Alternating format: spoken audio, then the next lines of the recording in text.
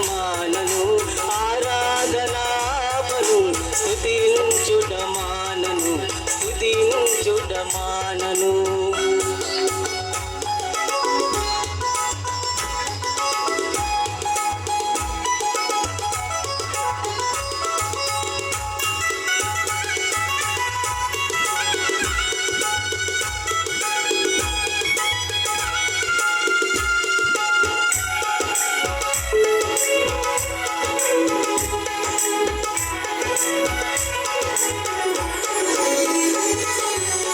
కన్నీళ్ళే పానములైన కఠిన దుఃఖ బాధలైన స్థితిగతులే మారిన అవకాశం చేజారిన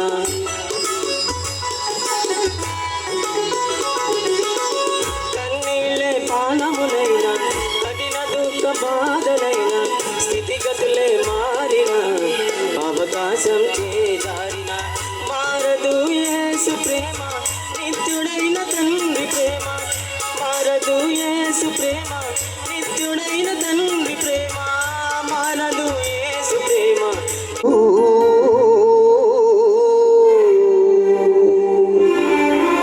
నాలుగు జీవుల సేతం కీర్తనీయుడవైనా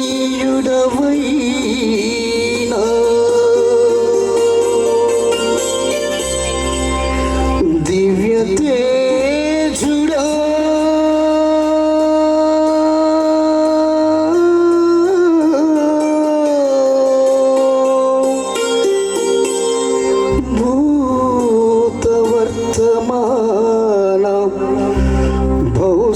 భవిష్యత్కాలములలో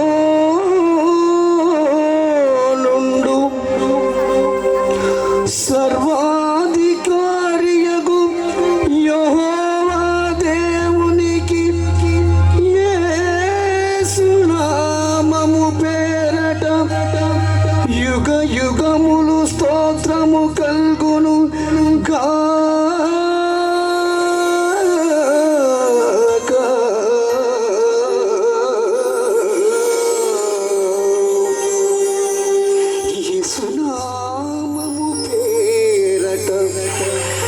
యుగ యుగములు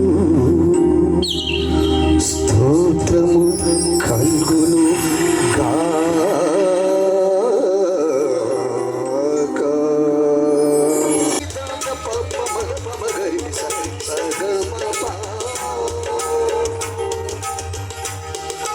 అద్వితీయుడవు సర్వాధిపతి శ్రీమంతుడవు రాజుల రాజా సర్వ సృష్టికి ఆది సంభూతుడ సర్వ సృష్టికి ఆది సంభూతుడ అదృశ్య దేవుడి స్వరూపుడ నీవే కదా మార్గము యేసు నీవే కదా సత్యము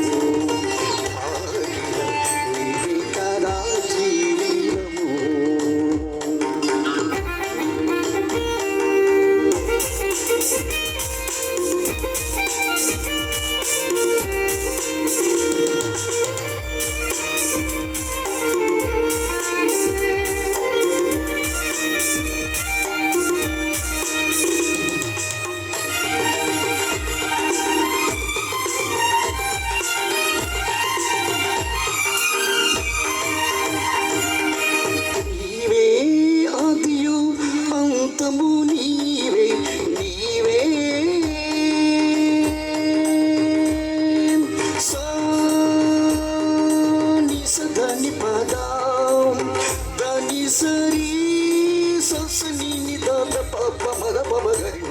సదమపా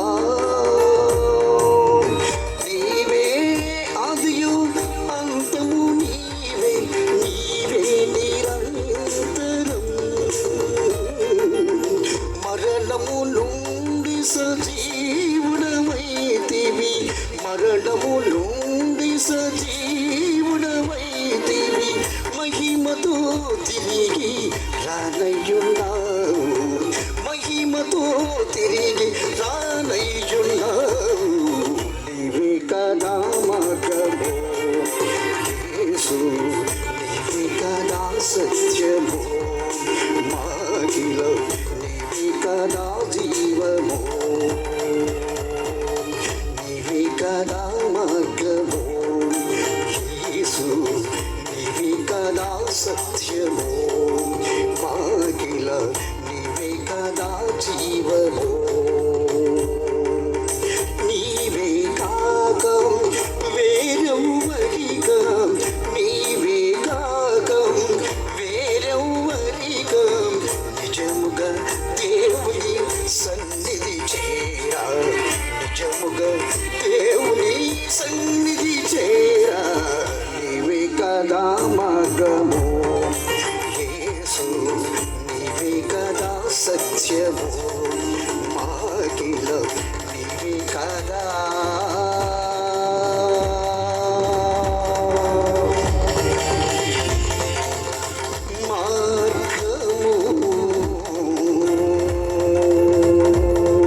మీరు ప్రభు ఆజ్ఞ పాటించండి, ప్రభు మార్గముల నడవండి, మీరు ప్రభు మార్గముల నడవండి. వనితల్లారా, వనితల్లారా, వనితల్లారా, వనితల్లారా, మహాసైన్యమై నిలవండి, సత్య సువార్తను చాటండి. మీరు మహాసైన్యమై నిలవండి, సత్య సువార్తను చాటండి. జ్ఞాన వివేకము కలిగి దూర దృష్టి గలవారై, జ్ఞాన వివేకము కలిగి మరి దూర దృష్టి గలవారై, ప్రభు దృష్టిలో పరిశుద్ధులుగా ప్రభు సేవ చేయండి. ప్రభువులో ఫలించండి, మీరు ప్రభువులో ఫలించండి. వనితల్లారా, వనితల్లారా, వనితల్లారా, వనితల్లారా, మహాసైన్యమై నిలవండి, సత్య సువార్తను చాటండి. మీరు మహాసైన్యమై నిలవండి, సత్య సువార్తను చాటండి.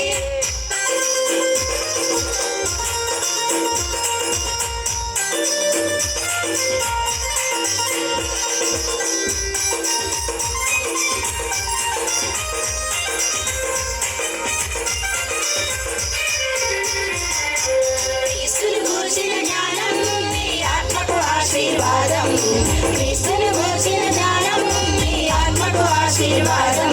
మీ అంతరంగ స్వభావం మారి అనుభవముతో వెలగండి, ప్రభువును గణపరచండి, మీరు ప్రభువును గణపరచండి. వనితల్లారా, వనితల్లారా, వనితల్లారా, వనితల్లారా, మీరు మహాసైన్యమై నిలవండి, సత్య సువార్తను చాటండి. మీరు మహాసైన్యమై నిలవండి, సత్య సువార్తను చాటండి.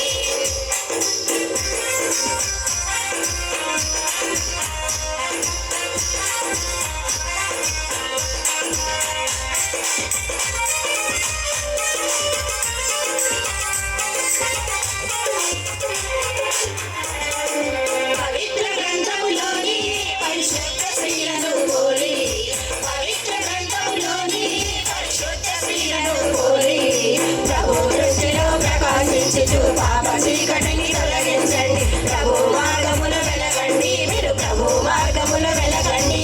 వనితల్లారా లేచి, మీరు మహాసైన్యమై నిలవండి, మీరు మహాసైన్యమై నిలవండి. ప్రభు వార్త పాటించండి, సత్య సువార్తను చాటండి, మీరు సత్య సువార్తను చాటండి.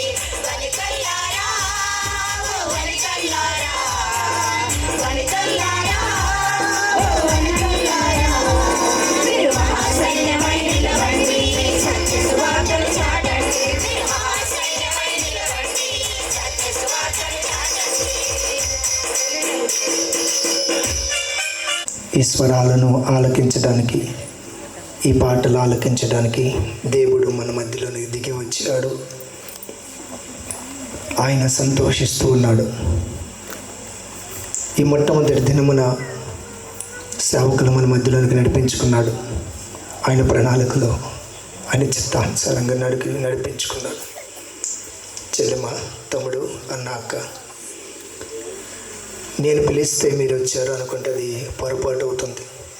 నేను పిలిస్తే రాలా. నా ప్రభు చిత్తానుసారంగా మిమ్మల్ని నడిపించుకున్నాడు. ఎందుకు వచ్చావో, ఎలా వచ్చావో నీకు తెలుసు. దేవుని మాట ఆలకించాలనే మనసు నీకుంటే మనసాహార కళ్ళు మూసుకో, ఎటు చూడబాకు, మాట్లాడద్దు, అటు ఇటు తిరగొద్దు. ప్రభా, దూర ప్రాంతం నుంచి సేవకుడిని మా మధ్యకి నడిపించావు కదా, మాతో ఏం మాట్లాడాలనుకుంటున్నావో అది మాట్లాడు. మేము సిద్ధంగా ఉన్నాం ప్రభా, నీ మాట ఆలకించడానికే వచ్చాం. నీవు మాతో మాట్లాడితే దానిని అంగీకరించే మనసు మాకు ఇవ్వు నాయనా. సూటిగా మాట్లాడు, తెల్లగా మాట్లాడు, స్పష్టంగా మాట్లాడు అని మనసారా అడుగు. చెల్లే, మనసారా అడుగు. అక్క, మనసారా అడుగు. నువ్వు అడిగితే మాట్లాడతాడు. ఏదో నామకార్థంగానో, ఆచారకంగానో, అలవాటుగానో, మీటింగ్స్ అనో, లేకపోతే ఏదో సమయాన్ని హెచ్చించో ఇక్కడికి రాలేదు. దేవుని యొక్క స్వరక్తంతో కడగబడిన ప్రజలతో, తన స్వజనులతో మాట్లాడడానికి తన సేవకులు సిద్ధపాటు చేసుకొని ఇక్కడికి తీసుకుని వచ్చాడు కదా. ఆయన ఏది మాట్లాడాలనుకుంటున్నాడో ఒకసారి ప్రభు నాతో మాట్లాడని అడుగు, మనసారా అడుగు. ఆయన మాట్లాడే దేవుడు, ఆయన బలపరిచే దేవుడు. ఎవరైతే దుఃఖంతో ఉన్నారో, ఎవరు అనారోగ్య సమస్యలు ఉన్నారో, ఎవరు అసమాధానంతో ఉన్నారో, ఎవరు పాప బంధకాల్లో ఉన్నారో, ఎవరు శాప బంధకాలలో ఉన్నారో, ఎవరైతే ఈ లోకంలో ఈ యొక్క ఆచార భక్తిలో ఉన్నారో, వీటన్నిటి నుంచి విడిపించడానికి క్రీస్తు మహోత్సవాలను దేవుడు మనల మధ్యలోనికి ఇదిగో జరిపిస్తూ, ఆయన ఆనందిస్తూ, ఆయన పరవశిస్తూ ఆయన సేవకులు నడిపించుకున్నాడు కదా. చక్కగా మాట్లాడాలనే మాట నువ్వు అడుగు. ప్రభువా మాట్లాడు, ప్రభువా మాట్లాడు, ప్రభువా మాట్లాడు, సహాయం చేయి ప్రభువా, బలపరచు, స్థిరపరచు, నేను వింటానికి సిద్ధంగా ఉన్నాను, నువ్వు మాట్లాడు ప్రభు, ఎలాగైనా మాట్లాడు, నేను అంగీకరిస్తానని చక్కటి మనసుతో తెల్లగా ఆయనను అడిగితే గనక ఆయన సూటిగా మాట్లాడతాడు, స్పష్టంగా మాట్లాడతాడు, పరిపూర్ణంగా మాట్లాడతాడు. స్తోత్రం, స్తోత్రం, స్తోత్రం, స్తుతి, స్తుతి, స్తుతి, స్తుతి, స్తుతి, స్తుతి, స్తుతి. ఆయన ముఖ కాంతి ఇక్కడ ప్రకాశిస్తూ ఉండగా, ఆయన ముఖ కాంతిలో ఉండని ఆయన మాటలు మనకు వినిపింపజేస్తుండగా సిద్ధపాటు కలిగిన మనసు కావాలి. స్తోత్రం, స్తోత్రం, స్తుతి, స్తుతి, స్తుతి, స్తుతి. మన మధ్యలో రవాణి అన్నాడు, ప్రార్థనలో నడిపిస్తారు. వాక్య పరిచర్య నిమిత్తము ప్రార్థనలో నడిపిస్తాడు. రవాణి గారు ముందుకు వస్తే స్తోత్రం. అందరిలాగే కళ్ళు మూసుకోండి. ఇక్కడ మీ కార్యం జరిగించబోతూ ఉండగా మీరు అద్భుతంగా మా హృదయాలకు ఏది కావాలో దానిని అందించండి తండ్రి. మేము మా హృదయాలలో దాన్ని భద్రం చేసుకుని మా జీవితాలను మలుచుకోవడానికి అవకాశం ఇచ్చారు తండ్రి. ఈ వాతావరణాన్ని బట్టి లెక్కలేని స్తుతులు, స్తోత్రాలు. ఏదేమైనప్పటికీ కూడా నీ కార్యాలు జరుగుచుండగా తండ్రి, నూతనమైన కార్యాలు మా పట్ల మీరు జరిగిస్తున్నారు. నీకు వేలాది వందనాలు. ఈ మహోత్సవాల ద్వారా ఎక్కడైతే ఎంతమంది బిడ్డలైతే ఈ యొక్క షడ్యంత్రం ద్వారా వింటున్నారో వారిని కూడా మీరు బలపరచండి, స్థిరపరచండి. ప్రత్యేకంగా నాయన ఈ కూడుకులు ఏర్పాటు చేస్తున్న తమ్ముడిని బట్టి నీకు వేలాది వందనాలు, స్తోత్రాలు. దీనికి ప్రత్యక్షంగా పరోక్షంగా ఎంతమంది బిడ్డలైతే దీని నిమిత్తం ప్రయాసపడి ఉన్నారో వారి ప్రయాసం అనేది వ్యర్థం కాకుండా జరగవలసినటువంటి ఇంకా 2 దినాలు అయితే ఉన్నాయి. ఆ 2 దినాల్లో కూడా నీ ఆత్మీయమైన కార్యాలు జరిగించి నీ నామానికి మహిమ తెచ్చుకోమని తండ్రి. అదే రీతిగా ఈ దినాన మరి యేసుపాదం అయ్య గారు విజయవాడ నుంచి వచ్చి వారు వాక్య సందేశం అందించబోతూ ఉండగా వారితో మీరు మాట్లాడండి. మీరు మాట్లాడే ప్రతి మాట కూడా నాయన మాకు అర్థవంతంగా మా హృదయాలకు ప్రభా మరి అది గోచరంగా అయా తండ్రి ఉండకుండా ప్రతిదీ కూడా మా హృదయంతో మాట్లాడేదిగా ఉండాలి. అలా ఉండునట్లుగా సహాయం చేసి నడిపించమని అల్పుడను ప్రభు మరి నాకు ఇదేనా ఈ యొక్క భాగ్యం ఇచ్చినందుకు నేను ఎక్కల స్తోత్రాలు తెలియజేస్తూ ఈ కూడికలు ఏర్పాటు చేసినటువంటి మరి తమ్ముడిని బట్టి ఆయా వారి యొక్క ప్రయాస వ్యర్థము కాకుండా రానున్న దినాల్లో కూడా మంచి మంచి మంచి కార్యాలు జరిగించినట్లుగా సహాయం చేసి నడిపించమని నజరేయుడైన యేసుక్రీస్తు నామములో ఈ మనవులు సమర్పించి వేడుకుంటున్నాం మా పరమ తండ్రి. ఆమేన్. Thank you. మంచిది. మోషే గారు, నేను ఈ స్థితిలో ఉన్నానంటే మొట్టమొదటి మెట్టు మోషే గారు, అన్నయ్య వాళ్ళ నాన్నగారు. ఆయన నాకు ఫస్ట్ వాక్యం చెప్పడానికి అవకాశం ఇచ్చాడు. చెప్పడమే కాదు, ఆయన ఎలా చెప్పాలో నేర్పించాడు, పునాది వేశాడు నాకు. అది నేను నా జీవితాంతం కూడా ఒక సాక్ష్యం. అది తర్వాత తండ్రి గారు దేవుని సన్నిధికి వెళ్ళిపోయిన తర్వాత అన్నయ్య సేవకుడిగా అక్కడ ఉన్నప్పుడు అన్నయ్య కూడా ఒక సొంత తమ్ముడిగా నన్ను ఆహ్వానించి నాకంటే చిన్నవాడు కదా అనే ఫీలింగ్ లేకుండా ఎక్కువ అవకాశం నాకు ఇచ్చి నన్ను బలపరిచిన వాళ్ళలో యశ్వదమయ్య గారు చాలా మరి నన్ను ప్రోత్సహించిన వాళ్ళు అన్నయ్య చాలా శ్రేష్టమైన వాడని నేను నమ్ముచున్నాను. ఎందుకంటే నా జీవితంలో నేను ఎలా ఉన్నానంటే మొట్టమొదటి మెట్టు మోషే గారు, తర్వాత అన్నయ్య, వీళ్ళిద్దరూ నన్ను ఈ స్థితిలో నేను ఇక్కడ మీ మధ్యలో అంగుళూరు చుట్టుపక్కల గ్రామాల్లో పరిచయం చేస్తున్నానంటే వాళ్ళు నన్ను బలపరిచిన రీతిలో నేను ఇక్కడ నిలబడగలిగాను. అందుకు దేవునికి మహిమ కలుగును గాక. ఏంట్రా ఒక్కరు కూడా అల్లు చెప్పలా? పాటకి ఇవ్వలేదని కోపమా? రేపిస్తా, తొందరగా వచ్చండి. ప్రైజ్ ద లార్డ్, గట్టిగా హల్లెలూయా చెప్దామా? Praise the lord. అందుకు దేవునికి మహిమ కలుగును గాక. అన్నయ్యకి, వారి కుటుంబానికి నేను ఎంతగానో మరి కృతజ్ఞతలు తెలియజేస్తున్నాను, వందనాలు తెలియజేస్తున్నాను. అన్నయ్య యశ్వద అన్నయ్య గారికి లేట్ లేకుండా మరి చక్కటి వాతావరణం దేవుడు ఇచ్చారు కాబట్టి అన్నయ్యకి మరి అవకాశం అన్నయ్యకి ఇచ్చేస్తున్నాను. ఈ సమయాన్ని యశ్వద అన్నయ్య గారిని ఆహ్వానించుకున్నాను. చప్పట్లు కొడదాం గట్టిగా.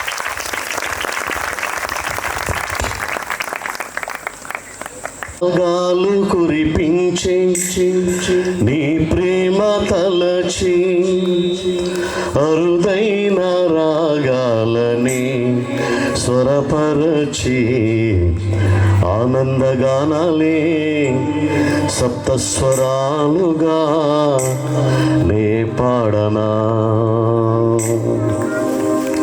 అనురాగాలు కురిపించి నీ ప్రేమ తలచి అరుదైన రాగాలని స్వరపరచి ఆనందగానాలే సప్తస్వరాలుగా నే పాడనా. యేసయ్యా నా హృదయ సీమను, యేసయ్యా నా హృదయ సీమను ఇలుమయా. దివ్య సన్నిధి చాలునయం. అనురాగాలు కురిపించి నీ ప్రేమ తలచి అరుదైన రాగాలని స్వరపరచి ఆనందగానాలే సప్తస్వరాలుగా నే పాడనా.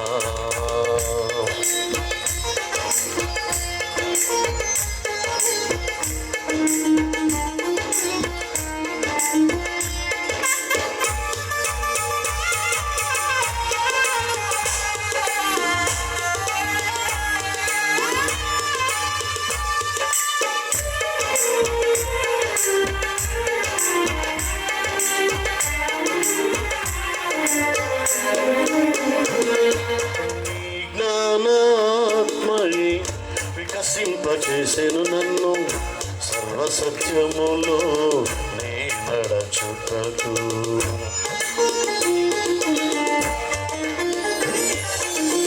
జ్ఞానాత్మయే వికసింపచేసెను నన్ను సర్వసత్యములో నే నడచుటకు.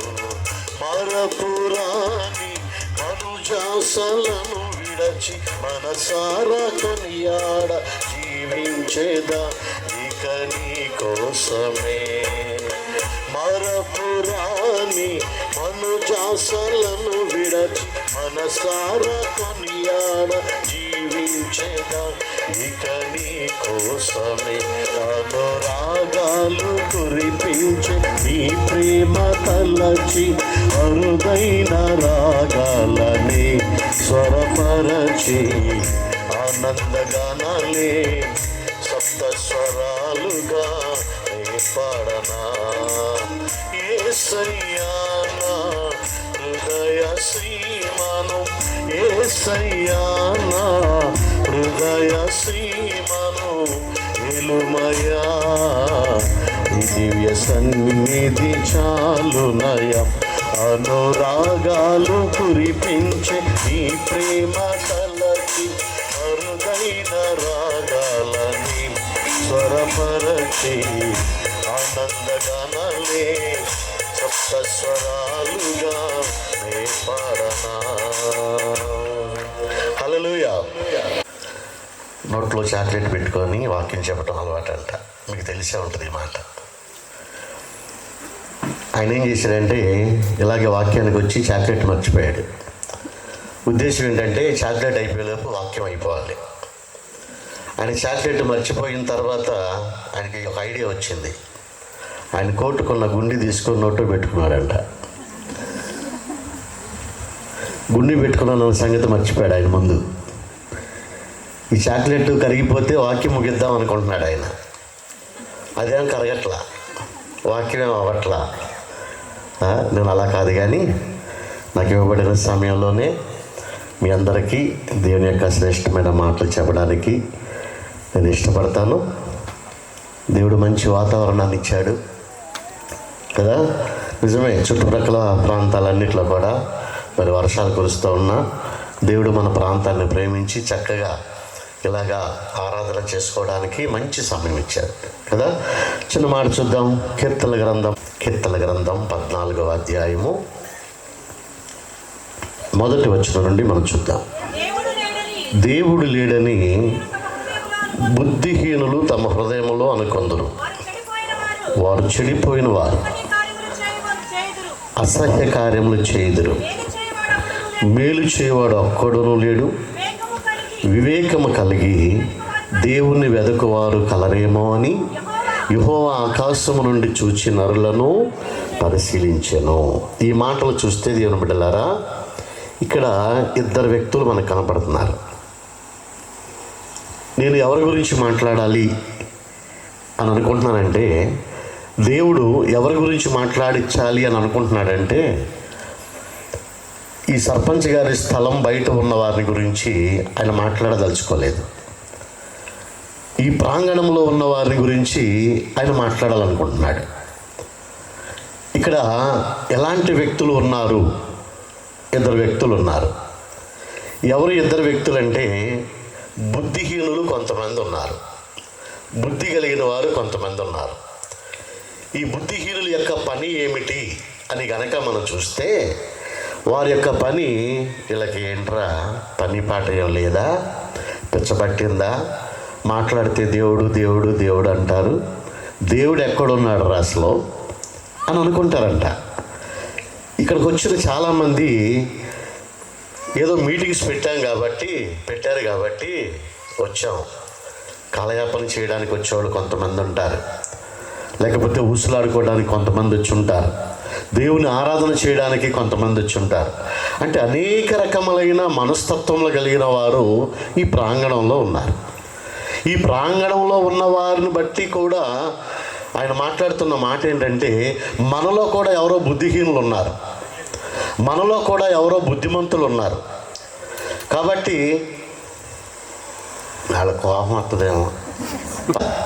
ఈ ప్రాంగణంలో ఉన్న ఈ ఇద్దరు వ్యక్తుల గురించి ఇక్కడ వాక్యం రాయబడి ఉంది. ఏంటంటే, దేవుడు లేడని బుద్ధిహీనులు తమ హృదయంలో అనుకొందరు. వాళ్ళు ఎవరంటండి? చెడిపోయిన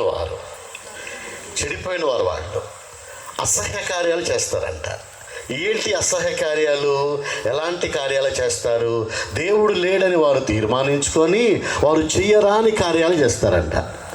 సామెతల గ్రంథము 6వ అధ్యాయము 16వ వచనం ఒకసారి చూడండి. యెహోవాకు అసహ్యమైనవి 6 కలవు, 7 ఆయనకు హేయములు. అవి అనగా అహంకారం. చెడిపోయిన వారికి ఉన్న అసహ్యమైన కార్యాలు ఏంటంటే, ఇక్కడ రాయబడిన మాట అహంకారం. ఇంకేమున్నాడు? కళ్ళలాడు నాలుక, నిరపరాధులను చంపు చేతులు, దుర్యోచనలు యోచించు హృదయము, కీడు చేటకు త్వరపడి పరుగులెత్తు పాదములు, లేని వాటిని పలుకు అబద్ధ సాక్షియు, అన్నదమ్ములలో జగడములు పుట్టించువాడు. ఈ చెడిపోయిన వారు చేసే కార్యాలు ఏంటంటే, ఇలాంటివన్నీ చేస్తూ ఉంటారు. అహంకారం, అన్నదమ్ముల్లో జగడములు పుట్టించడం, కలలాడు నాలుక, ఇలాంటి మనస్తత్వాలు కలిగిన వారు కూడా మన మధ్య ఉన్నారండి. దేవునికి హేయమైనవి, అసహ్యమైనవి కార్యాలు చేసేవారు మన మధ్య ఉన్నారు. దేవుని యొక్క మాటను బట్టి నేను చెప్పాలనుకుంటున్నది ఏంటంటే, దేవుని బిడ్డలారా, అదే ఈ ప్రహరీ బయట ఉన్న వారి గురించి మనకు అవసరం లేదు. కానీ దేవుని సన్నిధిలో ఉన్న నీ స్థితి ఎలాగున్నదో అది పరిశీలన చేసుకోవాలి, అది పరీక్షించుకోవాలి. ఎందుకంటే మన దేవుడు ఎలాంటి వాడట?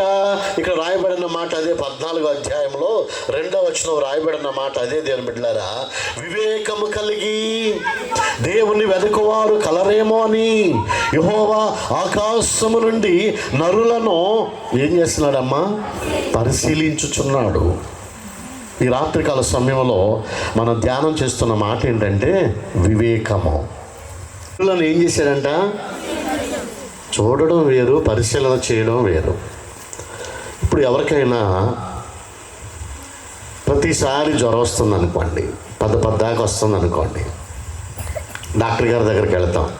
డాక్టర్ గారు అంటారయ్యా, నీకు పూటకి ఇంజక్షన్ చేస్తున్నా, జ్వరం ఎందుకు వస్తుందో కదా, ఒకసారి బ్లడ్ టెస్ట్ చేపిద్దాం అంటాడు కదా. బ్లడ్ టెస్ట్ చేయడానికి బ్లడ్ తీస్తారు సిరంజిలో. తీగానే ఆ డాక్టర్ గారు చూసి బ్లడ్ ఇలా చూసి, నీకు టైఫాయిడ్ జ్వరం ఉంది పో అంటాడా? లేకపోతే నీకు మలేరియా ఉంది పో అంటాడా? దాన్ని పరీక్షశాలకు పంపించాలి. వాళ్ళు ఏం చేస్తారు? ఆ బ్లడ్ని చిన్న శాంపిల్గా తీసుకున్న దానిని ఒక గ్లాస్ మీద వేసి ఒక చుక్క వేసి ఆ చుక్కని వెడల్పుగా చేసి దాన్ని మైక్రోస్కోప్లో పెడతారు, సూక్ష్మదర్శనంలో పెడతారు. దాన్ని సూక్ష్మదర్శనంలో పెట్టి చూసినప్పుడు దానిలో ఉన్న క్రిమి ఉన్నది చూసారా, దానిని బట్టి అయ్యా నీకు వచ్చింది టైఫాయిడ్, నీకు వచ్చింది మలేరియా, లేకపోతే వేరే ఏదో బలహీనత వచ్చింది అని నిర్ధారణ చేస్తారు. అలాగే మన దేవుడు ఏం చేస్తున్నాడంట? మనలందరినీ చూడడమే కాదు, ఆయన మనల్ని పరిశీలన చేస్తూ ఉన్నాడు. ఎలాగ పరిశీలన చేస్తున్నాడంటే, నా బిడ్డలుగా కూర్చొని ఉన్న వీరిలో ఏమైనా దోషం ఉన్నదా, ఏమైనా అపరాధం ఉన్నదా, ఏమైనా అవిధేయత ఉన్నదా, ఆయన పరిశీలన చేస్తూ ఉంటాడట. పరిశీలన చేస్తూ ఉంటాడు, పరీక్షిస్తూ ఉంటాడు. ఆయన రాత్రి జామున ఒక చోట అంటాడు కీర్తనలో, ప్రభువా రాత్రి వేళ నీవు నన్ను దర్శించినప్పుడు నాలో ఏ దోషము నీకు కనబడలేదు కదా నాయన. రాత్రి వేళ మనం మౌనంగా ఉంటామా? మెలకువ కలిగి ఉంటామా? మనం నిద్రపోతున్నప్పుడు కూడా ఆయన మనల్ని పరిశీలన చేసే దేవుడు. నా బిడ్డలో ఏమైనా దోషం ఉన్నదా?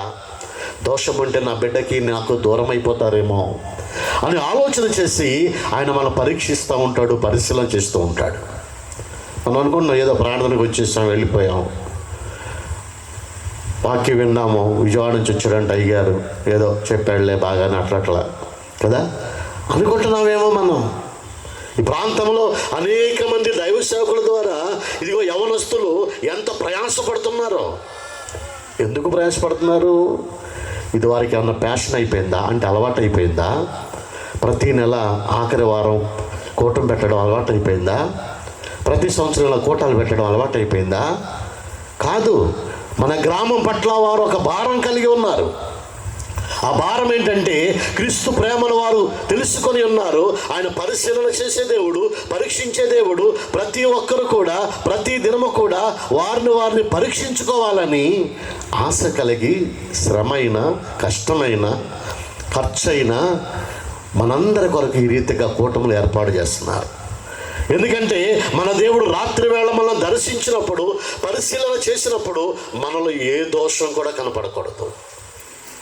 ఏ దోషమైనా, ఏ అపరాధమైనా, ఏ అవిధేయతైనా ఉన్నదనుకోండి, దేవునికి మనకి మధ్య ఎడబాటు వస్తుంది, ఎడబాటు కలుగుతుంది. ఆ ఎడబాటు ఉండకూడదని ఇలాంటి దైవ సేవకులను అనేక మందిని ఈ ప్రాంతానికి తీసుకుని వచ్చి ఈ ప్రాంత యవన బిడ్డలు మనందరి కొరకు ప్రయాసపడుతున్నారండి, ప్రయాసపడుతున్నారు. ప్రజలాడ హల్లెలూయా. మనం గమనించినట్లయితే వివేకం అనేది ఎలాగొస్తుంది? చాలా యాడ్లు చూస్తూ ఉంటాం. మీ కుమారుడికి మతిమరుపు ఉందా? జ్ఞానం లేకుండా ఉన్నాడా? మూడిగా ఉంటున్నాడా? అయితే మా కాంప్లైన్ వాడండి, మీ కుమారుడు వివేకవంతుడు అవుతాడు. స్త్రీలారా, మీ ఎముకలు అరిగిపోయినాయా? ఏం వాడాలి? ఉమెన్స్ హార్లిక్స్ వాడండి కదా. షుగర్ వల్ల మీ ఎముకలు పొడైపోతున్నాయా? ఎన్నెన్నో ప్రకటనలు మనం చూస్తాం. కానీ దేవుని యొక్క వాక్యం ఏముంటుందో తెలుసా? వివేకం అనేది ఈ లోకంలో వెతుక్కుంటే వచ్చేది కాదు, దేవునికి ఇష్టడుగా నీవు జీవించినట్లయితే వచ్చేది. ఒక సహోదరి, బైబిల్ గ్రంథంలో ఒక సహోదరి కూడా ఇలాగే వెతికిలాడిందంట. దేవుడు చెప్పాడు, అమ్మా ఈ ఏదైనా తోటలో ఉన్న ప్రతి చెట్టు ఫలము నువ్వు తినొచ్చు, కానీ ఒక చెట్టు మాత్రం ఉంది, ఆ చెట్టు జోలికి మాత్రం వెళ్ళొద్దు. దేవుడు చెప్పాడు ఒక మాట, ఆ చెట్టు జోలికి వెళ్ళొద్దు, అది మంచి చెడుల వివేకములు ఇచ్చే చెట్టు, అది దాని జోలికి వెళ్ళొద్దమ్మా. దేవుడు స్వార్థపరుడా? నీకు వివేకం రావడం ఆయనకి ఇష్టం లేదా? నీకు జ్ఞానం రావడం ఇష్టం లేదా? నువ్వు జ్ఞానవంతురాలుగా ఉండడం దేవునికి ఇష్టపడడా? ఆయన స్వార్థపూరితంగా మాట్లాడుతున్నాడా? కాదు కాదు దేవుని బిడ్డలారా, ఎప్పుడైతే ఆ చెట్టు ఫలములు తింటుందో అప్పుడు దేవునికి ఆమెకు మధ్య ఎడబాటు అనేది వచ్చేస్తుంది. ఈ రోజుల్లో మనుషుల హృదయ ఆలోచనలు ఎలాగున్నాయంటే బాల్యము నుండి చెడిపోయినాయని వ్రాయబడి ఉంది ఆదికాండంలో. బాల్య దినముల నుంచి కూడా చెడిపోయింది వారి హృదయం. దేనిని ఎక్కువ ఆకర్షిస్తారంటే మంచిని కంటే కూడా చెడును ఆకర్షిస్తారు. చెడుకి దగ్గరగా ఉంటారు, మంచిగా దూరంగా ఉంటారు. మీ కోపం వచ్చే మాట చెప్తా, అందరూ పాంప్లెట్లు తీసుకున్నారా? వాటితో విసురుకుంటున్నారు కదా. ఎన్ని గంటలకు రాసింది అందులో? ఎన్ని గంటలకమ్మా? ఎన్నింటికి వచ్చావమ్మా? అది చెప్పరు కదా. 6 గంటలకి పాంప్లెట్లో రాసిస్తే ఒక్కొక్కరు తీరుబడిగా వస్తున్నారు. సాల్మన్ నా పక్కన కూర్చొని అంటున్నాడు, అన్నయ్య మా ఊర్లో ఇంతేనన్నయ్య, ఎట్లాగే వస్తారన్నయ్య. మా ఊర్లో ఆజ్ఞ అతిక్రమమే పాపం, క్రమము లేనివాడు క్రైస్తవుడు కాదు. ఇంకొంచెంసేపు ఆగామనుకో, నువ్వు నిద్ర వస్తుంది, తూలుపాట్లు వస్తాయి, వచ్చిందే లేటు, మళ్ళా నిద్రను ఆహ్వానిస్తున్నావు. అవిధేయతగా ఉంటున్నావా? క్రమం లేని స్థితిలో ఉంటున్నావా? దేవునికి దూరం అయిపోయే కార్యాలు నీలో ఏమున్నాయో, దేవునికి అసహ్యమైన కార్యాలు ఏమున్నాయో, దేవుడు మెచ్చుకోని విషయాలు నీలో ఏమున్నాయో, నీ కుటుంబం దీవించబడకపోవడానికి, ఆశీర్వదించబడకపోవడానికి కారణం ఏంటో తెలుసా? నీలో ఉన్న క్రమం లేని స్థితి, అవిధేయత. 6 గంటలకి ప్రార్థనను, ఒక క్రమాన్ని, ఒక సమయాన్ని దేవుని యొక్క బిడ్డలు ప్రయాసతో ఏర్పాటు చేస్తే మేము ఎన్నింటికి వచ్చామో తెలుసా? మొట్టమొదటి పాట పాడుతున్నప్పుడు వచ్చినట్టున్నాం. ఎక్కడి నుంచి వచ్చాం తెలుసా? విజయవాడ నుంచి వచ్చాం. కంగారు, వాక్యం టైంకి వెళ్ళొచ్చు కానీ కొంచెం ఆలస్యమైన పర్వాలేదుగా అంటున్నారు బిడ్డలో. నేను అన్నాను కాదు కాదు, ప్రారంభించే సమయానికే మనం వెళ్ళాలి. ప్రజలాడ్ దగ్గరగా ఉన్నవాడికి ట్రైన్ అందదంట, దూరంగా ఉన్నవాడికి అందింది. ఎందుకని? వాడు ముందు జాగ్రత్తగా ఉంటాడు. అలాగే ఊర్లో ఉన్న వాళ్ళకి టైము, ఇంకా పాటలు పాడుతున్నారు, ఇంకా పాటలు పాడుతున్నారని మీరు ఆగిపోతారు. సాల్మన్ ఏం చేస్తాడు? ఇంకా ఎవరు రాలేదని పాటలు పొడిగిస్తూ ఉంటాడు. అదేగా జరిగేది ఇక్కడ. ఏ అవిధేయమైన కార్యాలు నీలో ఉన్నాయో, నీ కుటుంబము శాపకరంగా మారిపోవడానికి, దేవుని యొద్ద నుండి దీవెన రాకపోవడానికి, ఎప్పుడు చూసినా ఉసూరమంట ఉండడానికి నీలో ఉన్న అవిధేయతలే కారణం. దేవుడు చెప్పినట్లుగా ఆ రోజున అవ్వ ఆ చెట్టు ఫలము తినకుండా ఉంటే ఎంత బాగుండేదో. అమ్మ, మంచి చెడుల వివేకం ఇచ్చే ఆ చెట్టు ఫలం తినొద్దమ్మా అన్నాడు. కారణం ఏంటంటే దేవుడు స్వార్థపరుడు కాదు. ఆమెను దేవుని నుండి దూరం అయిపోతుంది, అందుకే చెప్పాడు దేవుడు తినొద్దమ్మా. ఈ రోజున మనం చూస్తూ ఉన్న వాక్యాన్ని బట్టి చూడండి దేవుని బిడ్డలారా, యెషయా గ్రంథంలోనికి మనం వెళ్ళినట్లయితే యెషయా గ్రంథం 11వ అధ్యాయం, యెషయా గ్రంథం 11వ అధ్యాయము 2వ వచనాన్ని చూద్దాం. 2వ వచనం, యెహోవా ఆత్మ జ్ఞాన వివేకములకు ఆధారమగు ఆత్మ. దేనికంటమ్మా? యెహోవా ఆత్మ జ్ఞాన వివేకములకు ఆధారమగు ఆత్మ. అందుకే ఇందాక చెప్పాను, మీ పిల్లవాడు మూడీగా ఉంటున్నాడా, చదువులో రాణించలేకపోతున్నాడా, మా కాంప్లైన్ వాడండి అంటారే, అవి వాడితే ఏం రాదు. యెహోవా యందలి భయము జ్ఞానమునకు మూలం. యెహోవా యందు భయము కలిగి ఉండుట తెలివికి ఆధారం. ఎందుకంటే మనం ఆరాధించిన దేవుడు యెహోవా ఆత్మ జ్ఞాన వివేకములకు ఆధారముగు ఆత్మ. ఇంకా అంటాడు, ఆలోచన బలములకు ఆధారముగా ఆత్మ, తెలివిని యెహోవా ఎడల భయభక్తులు పుట్టించు ఆత్మ అతని మీద నిలుస్తుంది. దేవుని యొక్క ఆత్మచేత మనం నింపబడాలండి, అవివేకులుగా ఉండకూడదు. ఇక్కడేదో కూర్చున్నావంటే నువ్వు సామాన్యురాలివి కాదు. ఇక్కడేదో కూర్చున్నారంటే సామాన్యులు కాదు మీరు. అసామాన్యమైన కార్యాలు చేయడానికి దేవుడు నిన్ను ఏర్పరచుకొని పిలుచుకున్నాడు ఈ సమయాన్ని ఇక్కడికి. నీ విలువ నీకు తెలియక వ్యర్థపరుచుకుంటున్నావు. దేవుడు ఎందుకు పిలుచుకున్నాడు?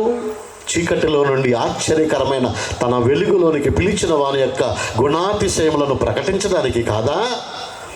పూర్వం మన బ్రతుకులు ఎంత అంధకారంగా ఉండేవి, మన బ్రతుకులు ఎంత చీకటిలో ఉండేవి, శరీర కార్యాలతో నింపబడి ఉండేవి. దేవుడు ఎందుకు పిలుచుకున్నాడు? ఆయన యొక్క గుణాతిశయములను ప్రకటించడానికి కదా, ఆయన ప్రేమను కనబరచడానికి కదా. నువ్వు సామాన్యురాలివి కాదు, సామాన్యుడివి కాదు. అసమానమైన కార్యాలు చేయడానికి దేవుడిని పిలుచుకున్నాడు, ఏర్పరచుకున్నాడు, ఇక్కడ కూర్చుండబెట్టాడు. నీ ద్వారా ఎన్నో గొప్ప కార్యాలు చేయాలనుకుంటున్నాడు. ఆయన యొక్క ఆత్మను నీ మీద ఉంచాలనుకుంటున్నాడు. ప్రజలాడు విలువ తెలియక మన విలువ మనకు తెలియక దేవుని యొక్క కోపానికి మనం లోనైపోతూ ఉన్నాం. ప్రజలాడు చూడండి, అదే యెషయా గ్రంథం 52వ అధ్యాయంలో, యెషయా గ్రంథం 52వ అధ్యాయము 13వ వచనాన్ని మనం చూద్దాం. చదువమ్మా. ఆలకించుడి, నా సేవకుడు వివేకముగా ప్రవర్తిస్తాడు. అతను హెచ్చింపబడి ఎలా ఉంటాడమ్మా? ప్రసిద్ధుడై మహాగణుడిగా ఎంచబడతాడు. ప్రైజ్లాడ్, హల్లెలూయా. సాల్మాన్ చెప్పాడు కదా, నిజమే. సాల్మాను నా సొంత తమ్ముడి కంటే నాకు ఎక్కువ. ఆయన చెప్పడం కాదు, నేను చెప్తున్నాను. నా తమ్ముడు ఎక్కడో ఉంటాడులేండి, కానీ నాకు అన్ని విషయాల్లో అన్ని రకాలుగా తోడుండేవాడు.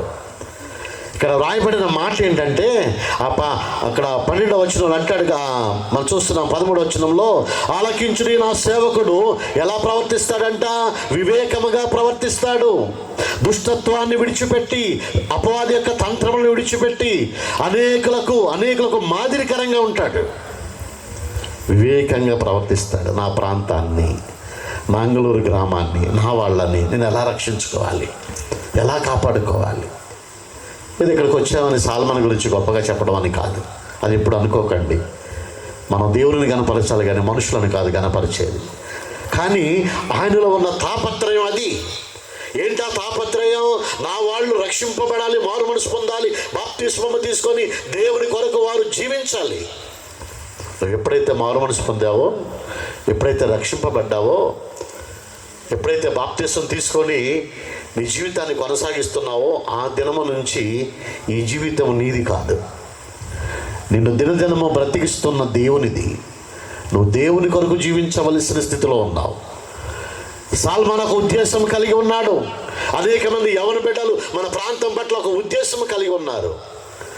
దేవుడు వారిని ఏమన్నా గణహీనులుగా ఉంచాడా? ప్రజలా ఎలా ఉంచుతాడంట? అతడు హెచ్చింపబడతాడు, ప్రసిద్ధుడవుతాడు, మహాగణుడుగా ఎంచబడతాడు. దేవుని కొరకు నిలవబడిన వారు. దేవుని వాక్యం మీతో కాదు, నాతో మాట్లాడుతున్నాను అనుకుంటున్నాను. దేవుని కొరకు నేను నిలవబడినప్పుడు, దేవుని కొరకు సాక్షిగా ఉన్నప్పుడు నా దేవుడు నన్ను ఎలాగుంచుతాడో తెలుసా? ప్రసిద్ధుడుగా ఉంచుతాడు, హెచ్చింపులో ఉంచుతాడు, ఘనమైన స్థితిలో ఉంచుతాడు. నా చెయ్యి ఎప్పుడు పైనే ఉండాలని కోరుకుంటాను, కానీ నా చెయ్యి ఎప్పుడు కింద ఉండాలని కోరుకోను. ప్రైజ్ లార్డ్, హల్లెలూయా. దేవుని యొక్క బిడ్డల యొక్క చెయ్యి కింద ఉండకూడదండి, పైన ఉండాలి, హెచ్చింపులో ఉండాలి, హెచ్చింపబడిన స్థితిలో ఉండాలి, ఘనమైన స్థితిలో ఉండాలి, ప్రసిద్ధుడిగా ఎంచబడాలి. ఎప్పుడు చూసినా చాలామంది ఎప్పుడు చెయ్యి కింద ఉంటుంది, ఏదో ఒకటి ఆశిస్తూ ఉంటారు. బైబిల్ గ్రంథంలో రాయబడిన మాట ప్రకారము, నేను చిన్నవాడినై ఉంటే ఇప్పుడు ముసలివాడినై ఉన్నాను. నీతిమంతులు విడవబడట కానీ వారి సంతానము భిక్షమెత్తుకొనట కానీ నేను ఎన్నడూ చూసి ఉండలేదు. దేవుని కొరకు నిలవబడిన వారు, దేవుని కొరకు సాక్షార్థమై ఉంటున్నవారు భిక్షమెత్తుకునే స్థితిలో ఉండరండి, హెచ్చింపబడిన స్థితిలో ఉంటారండి. ధైర్యంగా చెప్తాను నేను. ఘనమైన స్థితిలో ఉంచుతారండి, ఘనహీనులుగా ఉండరండి ఎప్పుడు కూడా. ప్రైజ్ లార్డ్, హల్లెలూయా. దేవుడు నిన్ను అలా చూడాలనుకుంటున్నాడమ్మా. నన్ను ఎలాగా హెచ్చించాడో దేవుడు. చాలామంది అనుకుంటారు హెచ్చించారు అంటే మంచి బిల్డింగ్ కట్టుకున్నాడని, లేకపోతే మంచి వస్త్రాలు వేసుకున్నాడని, లేకపోతే రకరకాలుగా లోక సంబంధంగా ఆస్వాదించబడ్డాడని. మనం కోరుకునేవే దేవుని సన్నిధికి వచ్చి ఏమని కోరుకుంటాం తెలుసా? ప్రభువా, నాకు కూడా ఒక మంచి ఇల్లు ఇవ్వు, నాకు మంచి ఆరోగ్యం ఇవ్వు, మంచి వస్త్రాలు ఇవ్వు, ఇవి అమ్మాయి నగ కొనుక్కుంది, నాకు కూడా ఒక ఏదో ఒక చిన్నది ఇవ్వయ్యా, అంత వద్దులే ప్రభువా అని లోక సంబంధమైన వాటినే కోరుకుంటావు. కానీ నీ వాటి కొరకే నువ్వు ప్రార్థన చేస్తావు. కానీ అన్నాడన్నా, అమ్మా ప్రభువా, నా వల్ల నీకేం కావాలయ్యా అడిగావు ఎప్పుడన్నా? అరే ఎప్పుడు చూసినా నాకు అది కావాలి, ఇది కావాలి, ఇది కావాలని అడుగుతావు. కానీ దేవా, నా వల్ల నీకు ఏం కావాలి ప్రభు అని అడిగావా? నేను అడుగుతాను, ప్రభువా, మాకిచ్చిన ఈ నూతనమైన దినము కూడా నేను అలాగే అనుకుంటాను. రాత్రి నిద్రపోయి తెల్లారి లేచిన తర్వాత నా జీవితంలో మరొక నూతన దినం చూసే భాగ్యం ఇచ్చేలయ్యా. ఈ జీవితం నీది ప్రభువా. ఈ రోజున నీ సేవకుడిగా నేను ఎక్కడైతే నిలవబడతానో నన్ను మరుగు చేసి మిమ్మల్ని మాత్రం మహింపరచుకోండి ప్రభువా. ప్రైజ్ లార్డ్, హల్లెలూయా. ఎప్పుడన్నా అడిగావా నీవు, దేవా నా వల్ల నీకు ఏం కావాలి నాయన అడిగావా? అది కావాలి, ఇది కావాలని అడుగుతావు. కానీ ఆయన బిడ్డలైన వారి కొరకు ఎప్పుడైనా నువ్వు ఆశపడి ఉన్నావా? ప్రభువా, ఇదిగో బిడ్డల మీటింగ్లు పెట్టారు, నా వంతులో నేను ఏం చేయాలి ప్రభువా? నేను ఎలాగ సహకరించాలి? శ్రమదానం చేయాలా? ఆర్థిక సహాయం చేయాలా? లేకపోతే ఇంక ఏ రకంగా నేను ఉపయోగపడాలి ప్రభువా? ఎప్పుడన్నా అడిగావా నువ్వు? అడగావు. మరి ఎలాగ నీవు ప్రసిద్ధుడిగా ఉంటావు, ఎలాగ హెచ్చింపబడి ఉంటావు, ఎలాగ గనుడుగా ఉంటావు? నీవు దేవునికి ఏం కావాలో నువ్వు అడగకుండా నువ్వు ఎలాగ పొందుకుంటావు దేవుని బిడ్డ? ప్రైజ్ లార్డ్, అడిగి చూడు ఒకసారి, ప్రభువా నా వల్ల నీకేం కావాలయ్యా అని. ఆయన ఎంత సంతోషపడతాడు తెలుసా? ఆయన బిడ్డలైన వారి కొరకు నువ్వు ఆశపడి చూడు. నీ బిడ్డలైన వారి కొరకు నేను ఏం చేయాలి, మీటింగ్స్ కొరకు నా వంతు భాగం నేను ఏం చేయాలి ప్రభు అని అడిగి చూడు. దేవుడు నిన్ను ఎంత ఘనముగా చూస్తాడో, ఘనముగా ఎంచుతాడో. Praise lord. ఇంకొంచెం మనం ముందుకెళ్ళినట్లయితే దేవుని బిడ్డలారా, మనకు తెలిసిన మాట, ఆది కాండంలో ఒక వ్యక్తి కనపడతాడు. ఎవరు ఆ వ్యక్తి అని మనం గమనించినట్లయితే ఆది కాండము 41వ అధ్యాయం 39వ అధ్యాయంలో చిన్న మాట చూద్దాం. 39వ అధ్యాయం 2వ వచనం. యెహోవా యోసేపునకు తోడై ఉండెను, గనుక అతడు వర్ధిల్లుచు తన యజమానుడగు ఐగుప్తుని ఇంట ఉండెను. ఎక్కడున్నాడండి యోసేపు? ఎక్కడున్నాడండి? ఐగుప్తు దేశంలో ఉన్నాడండి. 20 తులముల వెండికి అమ్మేశారు అన్నదమ్ములు తమ్ముడిని అమ్మేశారు. 20 తులముల వెండికి దాసుడుగా. ఆ రోజుల్లో ఒక పనివాడిని కొనుక్కోవాలంటే, ఒక దాసుడిని కొనుక్కోవాలంటే వారి విలువ ఎంత అంటే 20 తులముల వెండి. మరి యేసు ప్రభు వారిని అమ్మివేసినప్పుడు 30 తులముల వెండి ఎందుకు ఇచ్చారు అంటే, ఒక మనిషి మరణం యొక్క విలువ 30 తులముల వెండి. ఒక పనివాడిగా దాసుడిగా కొనుక్కోవాలంటే 20 తులముల వెండి. Praise Lord. అన్నలు కలిసి యోసేపుని ఐగుప్తు దేశానికి అమ్మివేశారు. మిద్యానీయులకు అమ్మివేస్తే ఆ వర్తకులు వాళ్ళు తీసుకొని వెళ్ళి ఐగుప్తులో పోతేఫరుకి అమ్మేశారు. ఆ ఐగుప్తుని ఇంట ఎలాగున్నాడంటే, యెహోవా అతనికి తోడుగా ఉండెను, ఐగుప్తుని ఇంట వర్ధిల్లుచుండెను. అలాగే యోసేపు ఉన్న చోట ఆ ఇల్లు, ఆ దేశము కూడా వర్ధిల్లుతున్నదట. నీ ఉన్న చోట నీ ఇల్లు వర్ధిల్లుతుందా? దేవుడు నీకు ఎందుకు తోడుగా ఉండడం లేదు? ప్రశ్న వేసుకోవద్దా? వివేకము కలిగి ఉన్నావా? దుష్టుడి యొక్క ఆ తత్వాన్ని, మనస్సును విడిచిపెట్టావా? దేవునికి ఇష్టం లేని కార్యాలు నీలో ఉన్నాయి. అందుకనే మన కుటుంబాలు ఏమైపోతున్నాయంటే శాపగ్రస్తం అయిపోతున్నాయి. సంతోషం లేదు. దైవ సేవకులుగా మా దగ్గరకు వచ్చి చెప్తుంటారు చాలామంది. చెప్పొద్దని కాదు దేవుని బిడ్డలారా, అయ్యా కుటుంబంలో సమాధానం లేదయ్యా, సంతోషం లేదయ్యా, అన్నీ ఒడిదుడుకులేనయ్యా, ఎందుకో అర్థం కావట్లేదయ్యా. ఏంటి కారణం?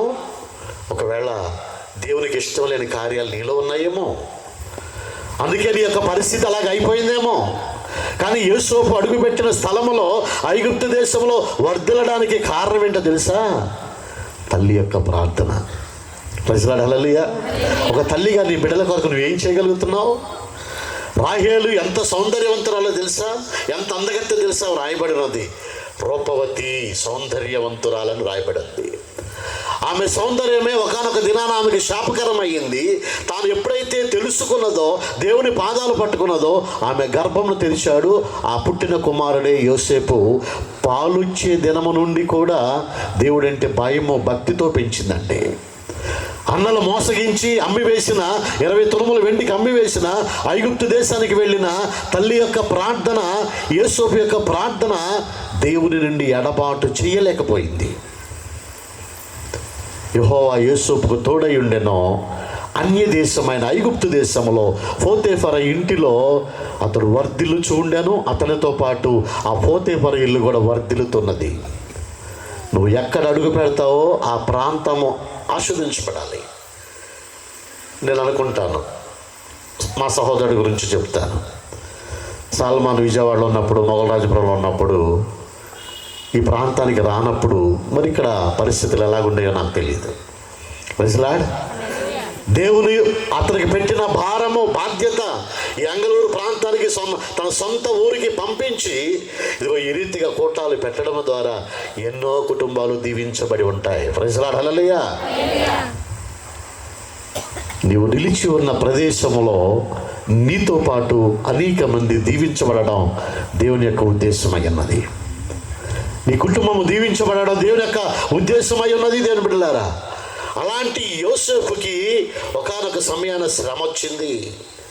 ఆ పోతేఫర్ అంటాడు కదా, చూడండి అక్కడ 39వ అధ్యాయము 6వ వచనంలో మనం చూస్తే, అతడు తనకు కలిగినదంతయు యోసేపు చేతికి అప్పగించి తాను ఆహారము తినుట తప్ప తనకేమి ఉన్నదో ఏమి లేదో విచారించువాడు కాదు. యోసేపు ఎలాంటి వాడండి? రూపవంతుడును, సౌందర్యవంతుడును, సుందరుడునై ఉన్నాడు. ఎలాగొచ్చింది రూపం? ఎలాగొచ్చింది సౌందర్యం? దేవునిని కలిగి ఉండడం ద్వారా. తల్లి ఏ అందమైతే ఉన్నదో, తల్లికి ఏ అందమైతే, ఏ సౌందర్యం అయితే, ఏ రూపమైతే ఉన్నదో అది పుడికి పుచ్చుకున్నాడు అంతే యోసేపు. లోకంలో ఒక సామెత ఉంటుందిగా, కూతురికేమో తండ్రి పోలికి రావాలట కదా, అంతేనా? కూతురికి ఎవరి పోలికి రావాలి? తండ్రి పోలిక. కొడుకేమో తల్లి పోలిక రావాలంట. అప్పుడు చూడడానికి ఎంతో అందంగా ఉంటారు కదా. Praise Lord. నిజముగా అనిపిస్తుంది, ఈ రాహేలుకు పుట్టిన యోసేపు ఎంతో అందగాడు, సౌందర్యవంతుడు. కానీ అన్నడు కూడా విర్రవిగిపోలేదు. మనకి కొంచెం అందం ఉంటే చాలు కదా, అద్దం అరిగిపోవాలి. అరిగిపోదా? నువ్వు అందంగా లేవంటే, అందంగా లేవమ్మా నువ్వు అన్నాను అనుకోండి, ఒకవేళ అద్దం ముందుకెళ్ళి నేను అందంగా లేను అంటాడా అయ్యగారు? యాడ్ నుంచి వచ్చాడు కదా, 10 సార్లు అద్దం ముందుకి పక్కకి నిన్ను చూసుకుంటావు. యోసేపు ఇంత అందగాడిగా ఉండడానికి కారణం ఏంటో తెలుసా? రాహేలు యొక్క ప్రార్థన. ఆశీర్వదించబడడానికి కారణం ఏంటో తెలుసా?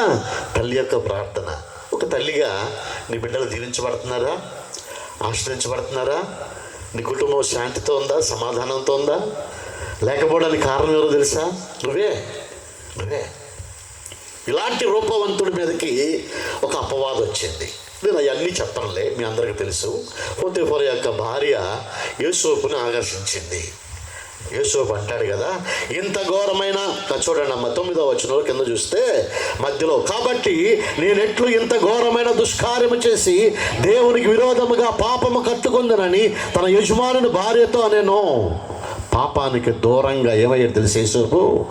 పారిపోయిన శిక్షను అనుభవించక తప్పలేదు.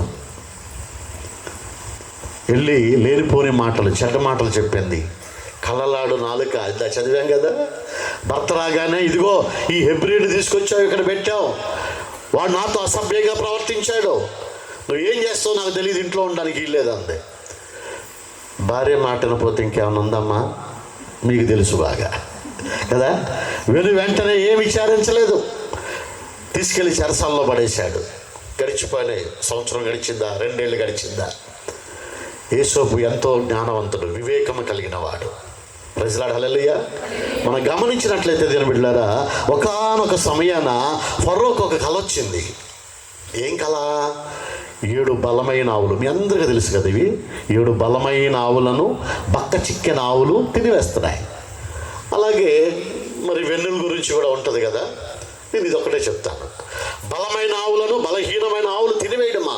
ఇదేంటి, బలమైనవి కదా తినేయాలి బక్క చిక్కిన వాటిని, బక్క చిక్కినవి బలమైన వాటిని తినడం ఏంటి? అర్థం కాల. ఐగుప్తు దేశంలో అనేక మందిని పిలిపించారు. పిలిపిస్తే ఎవరు కూడా తాంత్రికుల్ని, మాంత్రికుల్ని, కళల భావం చెప్పేవాళ్ళని, దర్శనాల భావం చెప్పేవాళ్ళని అందరినీ పిలిపించారు. ఎవరు కూడా ఆ భావాన్ని చెప్పలేకపోయారు. ఒకానొక సమయమున చెరసాలలో యేసోపుతో పాటు ఉన్న ఒక వ్యక్తి ఫరోకు చెప్తాడయ్యా, చెరసాలలో ఒక వ్యక్తి ఉన్నాడు, అతను చాలా జ్ఞానం కలిగిన వాడు. నాకు వచ్చిన కళ యొక్క భావం చెప్తే అతను చెప్పినట్లుగానే జరిగిపోయింది. ఇంకో గొప్ప విషయం చెప్పమంటారా? యెహోవా యేసోపునకు తోడుగా ఉండడం వల్ల చెరసాలలో ఉంచినప్పటికీ కూడా చెరసాల నాయకుడు అంటాడు, యేసోపు నీలాంటి యథార్థవంతుడు, నీలాంటి నీతివంతుడిని నేను ఎక్కడ చూడలేదయ్యా, చెరసాల అంతటి మీద అధికారి ఉండయా. Praise lord.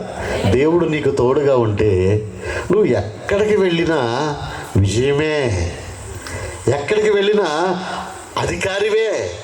ఎప్పుడు నేను ఘనహీనుడిగా, ఇందాక మనం అదే చదువుకున్నాం, నా సేవకుడు వివేకము కలిగి ఉంటాడు, అతను ప్రసిద్ధుడై ఉంటాడు, ఘనముగా ఎంచబడతాడు. Praise lord.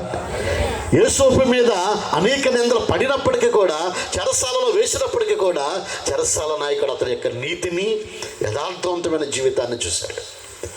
చెరసాల అంతటి మీద కూడా బాధ్యతను అప్పగించాడు. యేసోపు నువ్వు ఉంటే నాకేం దిగులేదయా, మొత్తం ఖైదీలందరూ నీ ఆధీనంలో పెడుతున్నాను.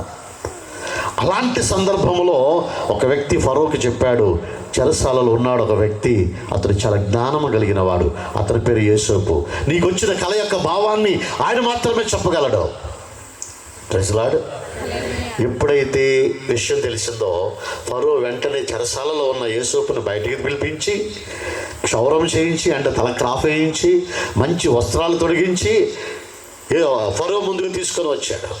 నీవు గనక ఈ కలభావాన్ని చెప్పినట్లయితే నాకు, అక్కడ అంటాడు కదా దేవుని బిడ్డలారా, చూడండి 41వ అధ్యాయంలో మనం చూస్తున్నాము. 41వ అధ్యాయము 15వ వచనం. ఫరో యేసోపుతో, నేను ఒక కలగంటిని, దాని భావమును తెలపగలిగిన వారు ఎవరు లేరు. నీవు నా కళను విన్న ఎడల దాని భావమును తెలపగలవని నిన్ను గూర్చి వింటినని అతనితో చెప్పినందుకు యేసోపు ఏమంటున్నాడండి? మనమైతే ఏమంటామండి? కాళ్ళు రగరేస్తాం, నేనే గొప్ప ఉన్నాను కదా. కానీ దేవుని ప్రేమ కలిగి ఉన్నవాడు ఎప్పుడు కూడా తగ్గించుకుని ఉంటాడు. దేవుని ప్రేమను రుచి చూసిన వాడు ఎప్పుడు కూడా కలిగిన స్థితిని బట్టి ఎన్నడూ కూడా గర్విష్ఠిగా ఉండడు. దేవునికి ఇష్టమైన కార్యాలను ఆశించడు, దేవునికి హేయమైన కార్యాలను ఆశించడు. నీ వల్ల నేను విన్నానయ్యా, నువ్వు కలభావం బాగా చెప్తావని అంటే యూసుఫ్ అంటాడు, ఇది నా వల్ల కాదయ్యా, ఇది ఎవరి వల్ల అవుతుంది? దేవుడే ఫరోకు క్షేమకరమైన ఉత్తరం ఇచ్చునని ఫరోతో చెప్పాను. ఎవరు చెప్పాలంట అండి? దేవుడే. నిలబడి ఉన్నాం కానీ దేవుని బిడ్డలారా, ఇది మా మాట కాదు, ఇది మా వాక్చాతుర్యం కాదు. దేవుడు నిలబెట్టుకోకపోతే మీరు ఇలాగ కూర్చుండరు, దేవుని యొక్క మాటలు వినరు. ఇది మా వల్ల ఏది కాదు. అందుకంటాడు ఇక్కడ, దేవుడే ఫరోకు క్షేమకరమైన ఉత్తరం ఇచ్చునని ఫరోతో చెప్పాడు. ఏంటి నీకు వచ్చిన కళ చెప్పు? ఇదయ్యా పరిస్థితి. యేసోపు వెంటనే దేవుడిని అడిగితే దేవుడి అతనికి తెలియజేసింది ఏంటంటే, ఫరో ఇదిగో దేవుడు ఇలాగ చెప్పమన్నాడు, నేను చెప్తున్నాను. 7 సంవత్సరాలు విస్తారంగా పంట పండుతుంది, మరి 7 సంవత్సరాలు విస్తారమైన కరువు వస్తుంది. కాబట్టి నీవు గోడౌన్లు బాగా ఏర్పాటు చేసుకో, ధాన్యం అంతటిని చక్కగా సమకూర్చుకొని వాటన్నిటిని చేయడానికి వివేకము జ్ఞానము కలిగిన వాడిని ఒకటి పెట్టుకో, రాజ్యము క్షేమంగా ఉంటుంది. దేవుడు చెప్పమన్నాడు, నేను చెబుతున్నాను అనగానే ఫరో కనిపించింది, ఇది ఎంతో మేలైన మాట దేవుడే పలికించాడు అని. అక్కడ ఏమంటాడంటే అండి, చూడండి దేవుని బిడ్డలారా, అదే 41వ అధ్యాయంలో 37వ వచనం. ఆ మాట ఫరో దృష్టికి అతని సమస్త సేవకుల దృష్టికి యుక్తమై ఉండేది గనుక అతడు తన సేవకులను చూచి, ఇతని వలే దేవుని ఆత్మగల మనుషుని, ఇందాక మనం ఏం చేసాం యెషయా గ్రంథంలో, యెహోవా వివేకము కలిగిన ఆత్మని మనకు దయచేస్తాడు. అది చూసాం కదమ్మా 11లో ఇందాక. యెషయా గ్రంథంలో. వివేకము కలిగిన ఆత్మ కలిగి ఉన్నాడు ఆయన. ఆ ఆత్మను మనకిస్తాడు. ఇక్కడ అంటున్నాడు, ఫరో సాక్ష్యం ఇస్తున్నాడు యేసోపుని గురించి. ఏమని ఇక్కడ అంటాడు, ఇతని వలె దేవుని ఆత్మగల మనుషుని కనుగొనగలమా నేను, మరియు ఫరో దేవుడి ఇదంతయు నీకు తెలియపరిచను గనుక నీ వలె వివేక జ్ఞానములు గలవారు ఎవరూ లేరు, నీవు నా ఇంటికి అధికారివై. ఇందాకేమో పోతేఫరు ఇంట్లో అధికారిగా ఉండమన్నాడు. చెరసాల్లోకి వెళితే చెరసాల నాయకుడు అధికారిగా ఉండమన్నాడు. చెరసాల నుంచి బయటకు వచ్చిన తర్వాత ఫరో అంటున్నాడు, నా ఇంటంతటి మీద, నా రాజ్యం అంతటి మీద అధికారిగా ఉండు. దుష్టత్వానికి దూరంగా ఉంటే, దేవుని సన్నిధికి నువ్వు దగ్గరగా ఉంటే, నువ్వు ఎక్కడికి వెళ్ళినా అధికార స్థానంలో ఉంటావు. ప్రజలాడు హల్లెలూయా. కానీ మనం ఎలాగ ఉంటామంటే అండి, ఎదుటోళ్ళని చూసి ఓరవలేము, తట్టుకోలేము. తెల్ల సొక్క వేసుకుని ఎప్పుడు బురద పడింది అని చూస్తాం మనం. మంచి చీర కట్టుకుంటే ఓర్చుకోలేము. అలాంటి మనసే ఉంది. అందుకంటాను, ప్రహరీ బయట ఉన్న వాడి గురించి మనకు అవసరం లేదు. ఈ ప్రాంతంలో ఉన్న నీ ఆలోచన ఎలాగున్నది? యేసోపు వంటి మనస్సు ఉన్నదా, లేకపోతే మిరియాము అహరోను వంటి మనస్సు ఉందా? ఒకసారి చూద్దామా? చూడండి, సంఖ్యాకాండంలోకి మనం వెళ్ళినట్లయితే సంఖ్యాకాండము 12వ అధ్యాయంలో ఒక సందర్భం, మంచి సందర్భం మనకు కనపడదు. జాగ్రత్తగా వినండి. మొదటి వచనం. మోషే కూషు దేశపు స్త్రీని పెళ్లి చేసుకున్నాడంట. తెలుసా కూషు దేశపు స్త్రీ అంటే? కూషీయులు, వారిని గురించి బైబిల్ గ్రంథంలో రాయబడిన మాట ఏంటో తెలుసా? ఒక్కసారి ఇర్మియా గ్రంథం 13:23లోకి వెళ్తే కూషు దేశము గురించి, ఆ ప్రజల గురించి రాయబడి ఉన్న మాట చదవండి. ఇర్మియా గ్రంథం 13:23. అమ్మా, కూషు దేశస్థుడు తన చర్మమును మార్చుకొనగలడా? కూషీయులు ఎలాగుంటారంటే, ఐథియోపియా దేశం కూషీయులు, వారు ఎలాగుంటారంటే నల్లగా ఉంటారు, ఆజానుబాహులుగా ఉంటారు. ఈ మోషే చేసిన పని ఏంటంటే, ఈ నల్లగా ఉన్న స్త్రీని వివాహం చేసుకొని వచ్చాడంట. ఆమె ఎక్కడ స్త్రీ చూస్తే మనం అక్కడ రాయబడిన మాట, మోషే కూషు దేశపు స్త్రీని వివాహం చేసుకున్నాడు. ఈ కూషీయులు ఎక్కడి నుంచి వచ్చారని చూస్తే షేము, హాము, యాపేతు. హాము కుటుంబం, నోవాహు యొక్క కుటుంబంలో హాము కుటుంబంలో నుంచి వచ్చాడు ఇక్కడ కూషీయులు. ప్రజలా ఎందుకు ఆ స్త్రీని వివాహం చేసుకుంటే కింద రాయబడిన మాట, మిరియాములు అహరోనులు అతనికి విరోధముగా మాట్లాడారు. తమ్ముడు కదా మోషే, పెళ్లి చేసుకుంటే సంతోషపడాలి కానీ విరోధంగా మాట్లాడటం ఏంటి? కూషు దేశపు స్త్రీ ఎవరో తెలుసా? ఆమె రాణి, ఆ దేశానికి రాణి. మోషే ఒక సందర్భంలో ఆమెను ఎందుకు వివాహం చేసుకోవాల్సి వచ్చిందో చెప్తాను, జాగ్రత్తగా వినండి. ఈ కూషీయులు పదే పదే ఐగుప్తు దేశం మీదకి దండెత్తుతూ ఉన్నారండి, యుద్ధం చేస్తూ ఉన్నారు. శ్రేష్టమైన సంపద అంతా కూడా కొల్లగొట్టుకొని తీసుకొని వెళ్ళిపోతున్నారు. ఎన్నిసార్లు వారు దండెత్తి వచ్చినా ఐగుప్తు దేశం మీదకి ఐగుప్తులు ఓడిపోతూ ఉన్నారు. మోషేకు ఒక ఆలోచన వచ్చింది. మోషే హెబ్రీయుడే కానీ ఫరో యొక్క కుమారుడుగా పెరిగాడు, రాజకుమారుడుగా పెరిగాడు. యుద్ధ నైపుణ్యం కలిగిన వాడు, జ్ఞానవంతుడు, వివేకవంతుడు, శత్రువుని ఎలాగ జయించాలనే ఆలోచన కలిగిన వాడు. ఈ కూషు దేశాన్ని మనం ఎలాగ దండెత్తాలి? ఎన్నిసార్లు మనము ప్రయత్నం చేసినా ఓడిపోతూ ఉన్నాం, మన దగ్గర ఉన్న సంపద అంతా తీసుకొని వెళ్ళిపోతున్నారని చెప్పి ఒక ఆలోచన చేశాడండి. రాజమార్గం కాకుండా వేరొక మార్గాన్ని, చెట్లు పొట్లు ఉండే మార్గాన్ని ఎన్నిక చేసుకున్నాడు. ఆ మార్గం అంతా కూడా, ఆ దేశం మీదకి దండెత్తడానికి వెళ్ళే క్రమంలో ఆ మార్గం అంతా కూడా ముళ్ళ కంపలతో గచ్చపొదలతో ఉండే ప్రాంతం అది. ఆ ప్రాంతంలో ఎగిరే పాములు ఉంటాయండి. ఎగిరే పాములు అంటే పాము పక్షిలాగా ఎగిరి మనుషులను కాటి వేస్తూ ఉంటాయి. భయంకరమైన సర్పాలు ఇవి, భయంకరమైన పాములు. ఆ మార్గాన్ని ఎన్నిక చేసుకున్నాడు మోషే. ఎలాగ వెళ్ళాలి మరి? అక్కడికి వెళ్ళాలంటే ఐబీస్ పక్షులని ఆ పక్షులు పెంచాడు. ఒక్కొక్క సైనికుడికి ఒక్కొక్క పక్షిని ఇచ్చాడు. వారు భుజం మీద వాటిని మచ్చిక చేసుకొని ఆ సైనికులందరూ కూడా భుజం మీద పెట్టుకున్నారు. ఆ అరణ్య ప్రాంతాన్ని, ఆ పొదల ప్రాంతాన్ని, ఆ ముళ్ళ కంచెల ప్రాంతాన్ని ఎన్నిక చేసుకొని ఆ ప్రాంతం గుండా ప్రయాణం చేయడం మొదలుపెట్టారు. ఈ కూషు దేశపు స్త్రీ యొక్క పేరు ఏంటంటే, ఆ రాణి పేరు తార్బీసు. ఈ మోషే సైనికులు కలిసి ఈ అరణ్య ప్రాంతము ముళ్ళ కంచెలో నుంచి వెళుతూ ఉంటే ఆ పాములు వచ్చి మీద పడుతూ ఉంటే భుజం మీద ఉన్న పక్షులు ఏం చేశాయంటే ఆ పాములు చంపేస్తూ ఉండేవి. అలాగే ఐగుప్తు దేశంలోకి వెళ్ళిపోయాడు మోషే.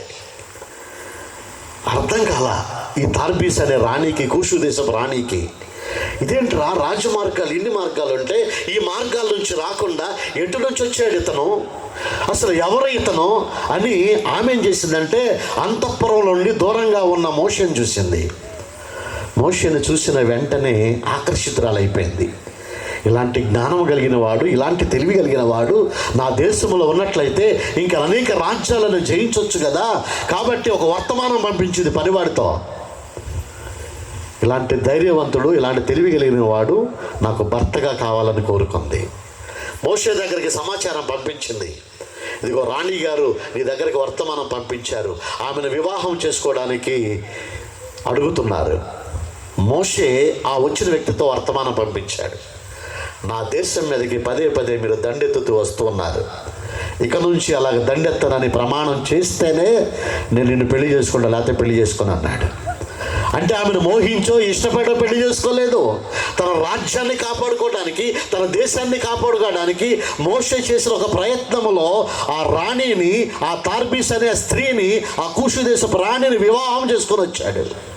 తన ప్రజలను కాపాడుకోవడానికి, తన దేశాన్ని కాపాడుకోవడానికి.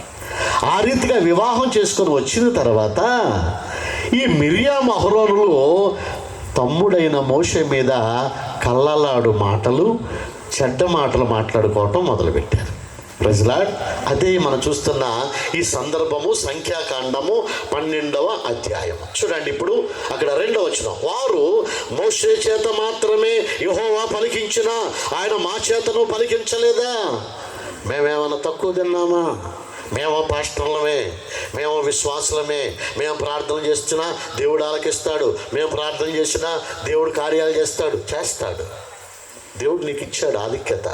అందుకే నేను ముందుగానే దేవుని యొక్క మాటగా చెప్పాను, కూర్చుని ఉన్న నీవు సామాన్యురాలివి కాదు, కూర్చుని ఉన్న మీరు సామాన్యులు కాదు, అసామాన్యమైన కార్యాలు చేయగలిగిన గొప్ప ధన్యతలు దేవుడు మీకు ఇచ్చాడు. నువ్వు ప్రార్థన చేస్తే నీ తోటి వారికి స్వస్థత కలుగుతుంది. నువ్వు ప్రార్థన చేస్తే సమస్యలను ఉన్నవారు వారి సమస్యలు తొలగిపోతాయి, బలహీనులుగా ఉన్నవారు ఆరోగ్యవంతులుగా ఉంటారు. నువ్వు ప్రార్థన చేస్తే ఎన్నో గొప్ప కార్యాలు చూస్తావు. అలాంటి స్థితి దేవుడు నీకు ఇచ్చాడు. మిర్యాము సామాన్యురాలు కాదు, ఒక ప్రవక్తి. ఎర్ర సముద్రం దాటిన తర్వాత ఆమె తంబుర పట్టుకొని నాట్యం చేస్తూ ఉంటే అనేక మంది స్త్రీలు ఆమెను ఫాలో అయ్యారు. అహరోను సామాన్యుడు కాదు. దేవుడు మోషేని పిలుచుకున్నప్పుడు మోషే అంటాడు, నాయనా నేను నత్తివాడు నాయన, నోటి మాంద్యం కలిగిన వాడు నాయన, నేను చేయలేను ప్రభువా, ఐగుప్తు వెళ్ళలేను నాయన, అక్కడ ఫరోతో నేను తలపడలేను నాయన, నన్ను చూస్తే నవ్వుతారు ప్రభు, ఎందుకు వచ్చింది నన్ను విడిచిపెట్టి అన్నాడు. దేవుడే కల్పించుకొని అంటాడు, నీ అన్నయ్యన అహరోను లేడా, అతడు బాగుగా మాట్లాడగలడు, ఏం మాట్లాడాలన్నా నేను నీతోనే మాట్లాడతాను, నీవు నీ అన్నకి తెలియచేయి, నీ అన్న ఇశ్రాయేలు జనాంగానికి తెలియజేస్తాడు. అంటే అహరోను కూడా దేవుని చేత ఎన్నిక చేయబడిన వాడే, మిర్యాము కూడా దేవుని చేత ఎన్నిక చేయబడిన వాడే. ఇక్కడ ఎంతోమంది అహరోనులు ఉన్నారు, ఎంతోమంది మిర్యాములు ఉన్నారు. ప్రజలా నీ ద్వారా దేవుడు ఎన్నో గొప్ప కార్యాలు చేయాలనుకుంటున్నాడు. కానీ నువ్వేం చేస్తున్నావు? నీ తమ్ముడికి ఒక ఘనత వస్తే, నీ తోటివాడికి, చిన్నవాడికి, ఇదిగో కూషు దేశపు స్త్రీని వివాహం చేసుకున్నాడని, తన రాజ్యాన్ని కాపాడుకోవాలి, ప్రజలను కాపాడుకోవాలని ఒక ఆలోచన కలిగి మోషే ఆ స్త్రీని వివాహం చేసుకుంటే నీకు అర్థమవుతుందా? నీకంటే చిన్నవాడు, ఇదిగో వాక్యాన్ని మనతో పోల్చుకుందాం, నీకంటే చిన్నవాడు వయసులో ఎంతో భారం కలిగి ఉన్నాడు, బాధ్యత కలిగి ఉన్నాడు.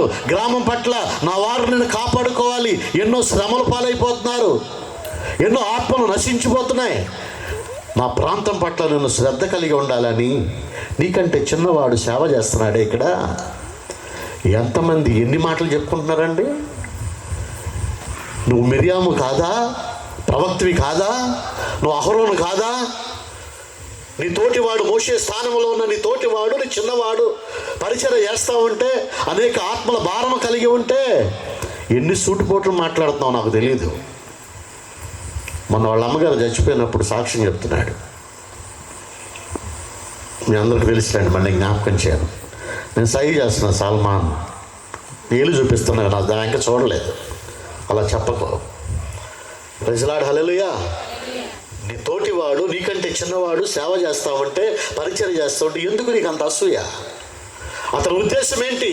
దేశాన్ని కాపాడుకోవాలని కదా, ప్రజలను కాపాడుకోవాలని కదా మోషే యొక్క ఉద్దేశం. అహరోనా దేవుడు నేను ఎన్నిక చేసుకోలేదా?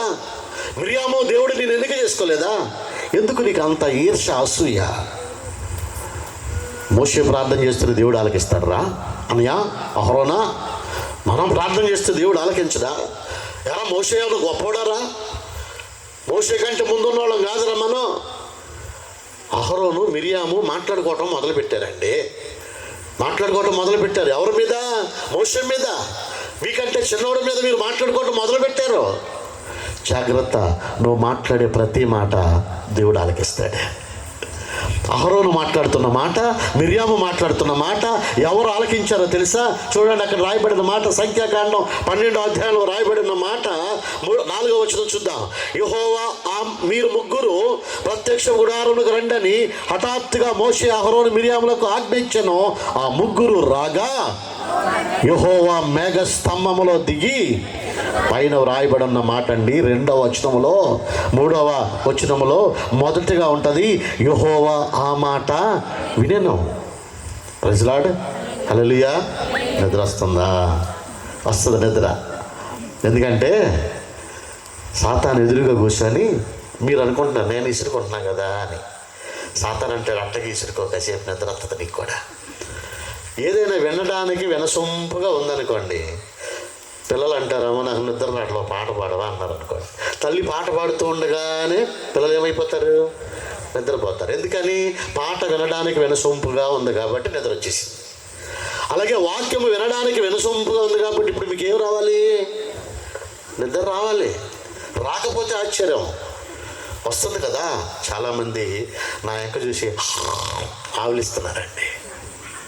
ఆవులించేటప్పుడు అన్న తలకాయ దించుకుందామా, లేకపోతే కళ్ళజోడు పెట్టుకుని రండి. నిద్రపోతున్నారు, నేను కళ్ళజోడు పెట్టుకున్నాను, నిద్రపోతున్నానా, కళ్ళు తెరుస్తున్నాను కూడా మీకు తెలియదు కదా. అదృష్టవంతులు కళ్ళజోళ్ళు ఉన్నవాళ్ళం. ప్రజలాడు హల్లెలూయా. అహరోను మిరియాము మాట్లాడుతున్న మాట ఎవరు విన్నారండి? యెహోవా ఆ మాట వినెను. జాగ్రత్త, ఎవరు వినట్లేదు కదా, ఎవరు ఆలకించట్లేదు కదా అని నువ్వు అనుకుంటున్నామో. నువ్వు మాట్లాడే ప్రతి మాట కూడా దేవుడు ఆలకిస్తాడు.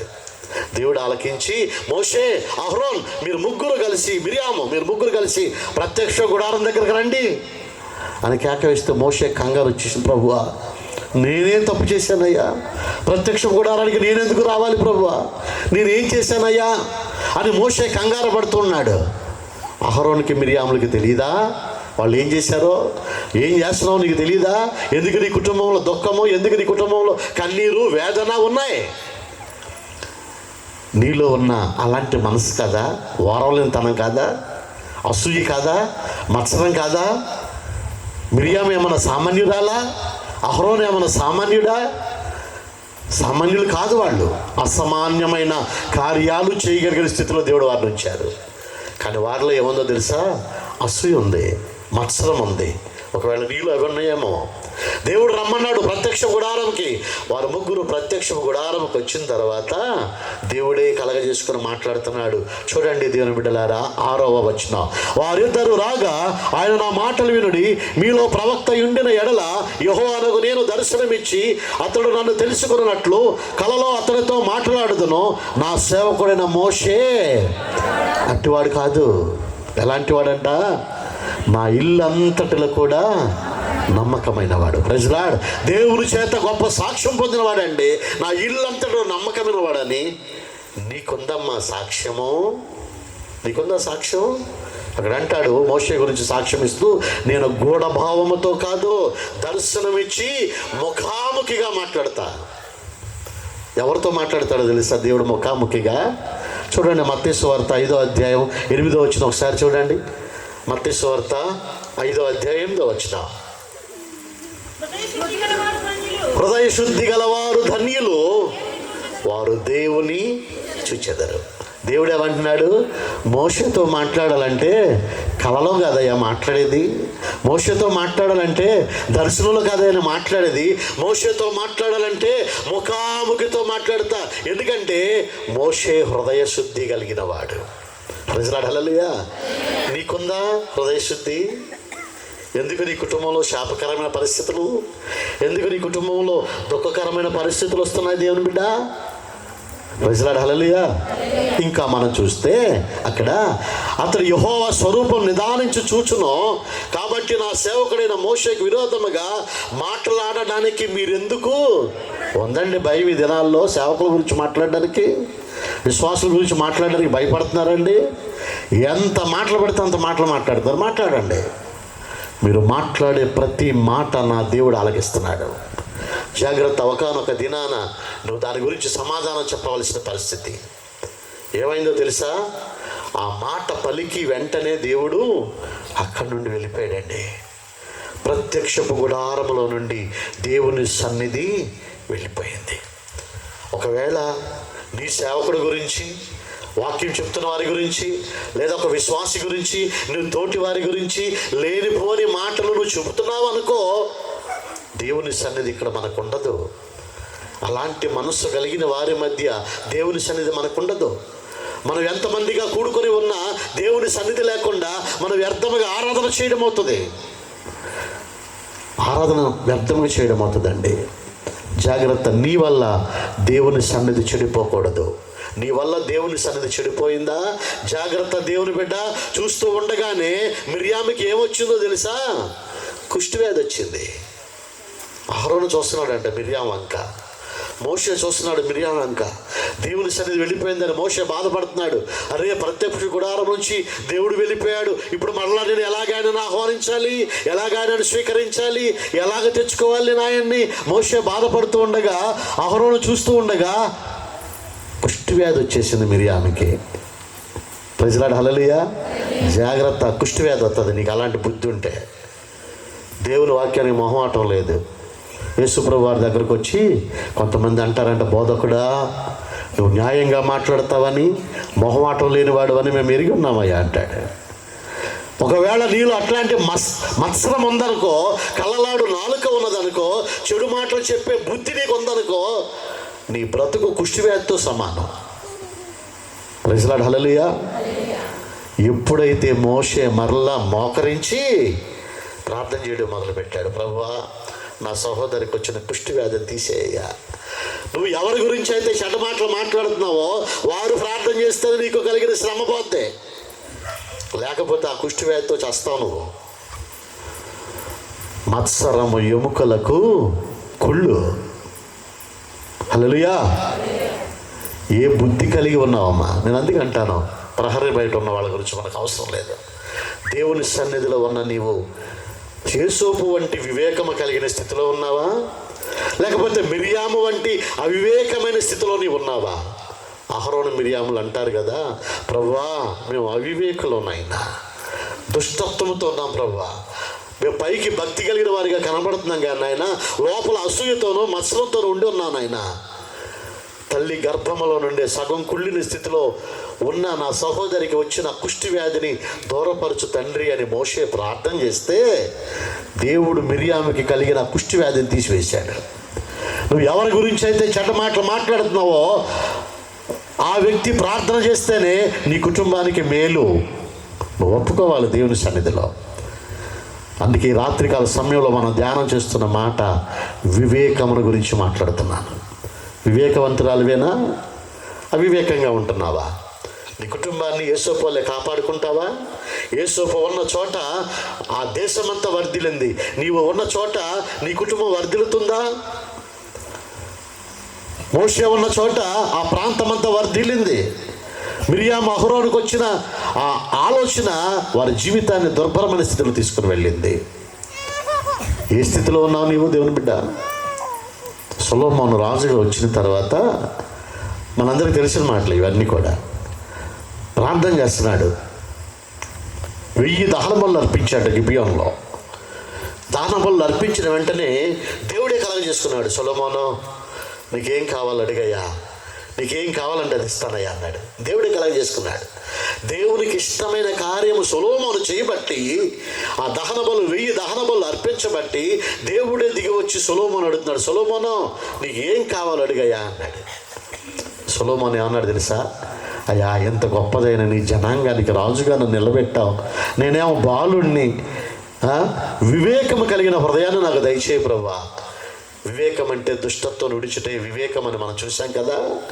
పేదవాడైనా, ధనవంతుడైనా, ఉన్నవాడైనా, మంచివాడైనా, ఎవరికైనా సరే ఒకటే న్యాయము చేయగలిగిన మంచి మనసు నాకు దయచేయి ప్రభువా. సొలొమోను ప్రార్థన చేస్తే దేవుడు పరవశించిపోయాడండి. మనమేం అడుగుతాం? నాకు అది కావాలి ప్రభు, ఇది కావాలి ప్రభు అంటాం. సొలొమోను ప్రార్థన చేశాడు, ఇంత గొప్పదైన నీ జనానికి న్యాయము తీర్చడానికి వివేకము కలిగిన హృదయాన్ని ఇమ్మన్నాడు. మనం ఏమని ప్రార్థన చేస్తున్నాం? నాకు మంచి ఇల్లు కావాలి ప్రభు. అందుకే జ్ఞాపకం చేస్తున్నా, నీ ప్రార్థనలో కూడా లోపం ఉండకూడదు. ఆయన నిన్ను పరిశీలన చేసి చూసినప్పుడు, ముందు మనం చదువుకున్నాం కదా, కీర్తన గ్రంథం 14వ అధ్యాయం చదువుకున్న 2వ వచనంలో 2వ లైన్లో మనం చూసుకున్నాం కదా. యెహోవా ఏం చేస్తారంట? ఆయన పరిశీలన చేసే దేవుడు. ఆయన నిన్ను పరిశీలన చేసినప్పుడు నీ ప్రార్థనలో కూడా లోపం ఉండకూడదండి. ప్రార్థనలో కూడా లోపం ఉండకూడదు. సొలొమోను అడిగిన ఆ ప్రార్థన దేవునిని ఎంతగానో సంతోషపెట్టిందండి, సంతోషపెట్టింది. సొలొమోనా, వివేకము కలిగిన హృదయాన్ని నువ్వు అడిగావయ్యా. ఐశ్వర్యాన్ని అడగల, ఘనతను అడగల, అయినప్పటికీ కూడా వాటిని కూడా నేను నీకు ఇస్తున్నాను. Praise Lord. నా సేవకుడు వివేకము కలిగి ప్రవర్తిస్తాడు. యెషయా గ్రంథం 11లో చదివాం కదా మనం ఇందాక. 52:13 కూడా చూసాం కదా. అతడు హెచ్చింపబడతాడు, అతడు గనుడుగా ఉంటాడు, అతడు ప్రసిద్ధుడుగా ఉంటాడు. దేవుని దృష్టికి అనుకూలమైన ప్రార్థన చేసిన సొలొమోను ఎంతో ఘనమైన స్థితిలో ఉన్నాడు. దేవుడే అన్నాడు, వివేకము కలిగిన హృదయాన్ని అడిగావయ్యా, ఐశ్వర్యాన్ని, ఘనతను కూడా నీకు దయచేస్తున్నాను నేను. సొలొమోనా, తీసుకో. Praise lord. హల్లెలూయా. దేవునికి ఇష్టమైన బిడ్డలుగా ఉండండి. మీకు ఏం కావాలో అడగండి. దేవుడు కోరుకున్నట్లుగా జీవించండి. వివేకము కలిగి ఉండండి. దుష్టత్వానికి దూరంగా ఉండండి. పాపానికి, అవిధేయతకు దూరంగా ఉండండి. దేవునికి అసహ్యమైన కార్యాలకు దూరంగా ఉండండి. సామెతలు 6:16లో చదువుకున్న వాటికి దూరంగా ఉండండి. దేవుడు ఎందుకు నీ కుటుంబాన్ని దీవించడమా? ఎందుకు దీవించడం? ఎందుకు ఆస్వాదించడం? నీ బిడ్డలు ఎందుకు ఉన్నతమైన స్థితిలో ఉండరు? నేను ముగిస్తాను దీని బిడ్డలు. చూడండి, 2వ కొరింథీయులకు రాసిన పత్రిక 11వ అధ్యాయం 19వ వచనం. 2వ కొరింథీయులకు రాసిన పత్రిక 11వ అధ్యాయం 19వ వచనం. మీరు వివేకులై ఉండి ఎలాగండాలంట? సంతోషముతో అవివేకులను, దుష్టత్వానికి దూరంగా ఉండి దుష్టత్వంలో బ్రతుకుతున్న వారిని సహిస్తున్నాం. Praise lord. చెప్పమంటారా? ఎంతమంది తిట్టినా, ఎన్ని రకాలుగా దూషించినా, ఎన్ని రకాలుగా అవమానకరంగా మాట్లాడినా, ఆయన అన్నాడు మత్తయి సువార్త 11వ అధ్యాయంలో 10వ అధ్యాయం 16వ వచనం అంటాడు, తోడేళ్ల మధ్యకి గొర్రెలను పంపించినట్లుగా మిమ్మల్ని పంపుచున్నానయ్యా. పాము వలె వివేకులుగా ఉండండి, పావురం వలె నిష్కపటులుగా ఉండండి. అదేంటి పామును పోల్చాడండి? తోడేళ్ల మధ్యకి గొర్రెలను పంపిస్తే గొర్రెలు మిగులుతాయండి, తోడేళ్ళు చంపేవండి.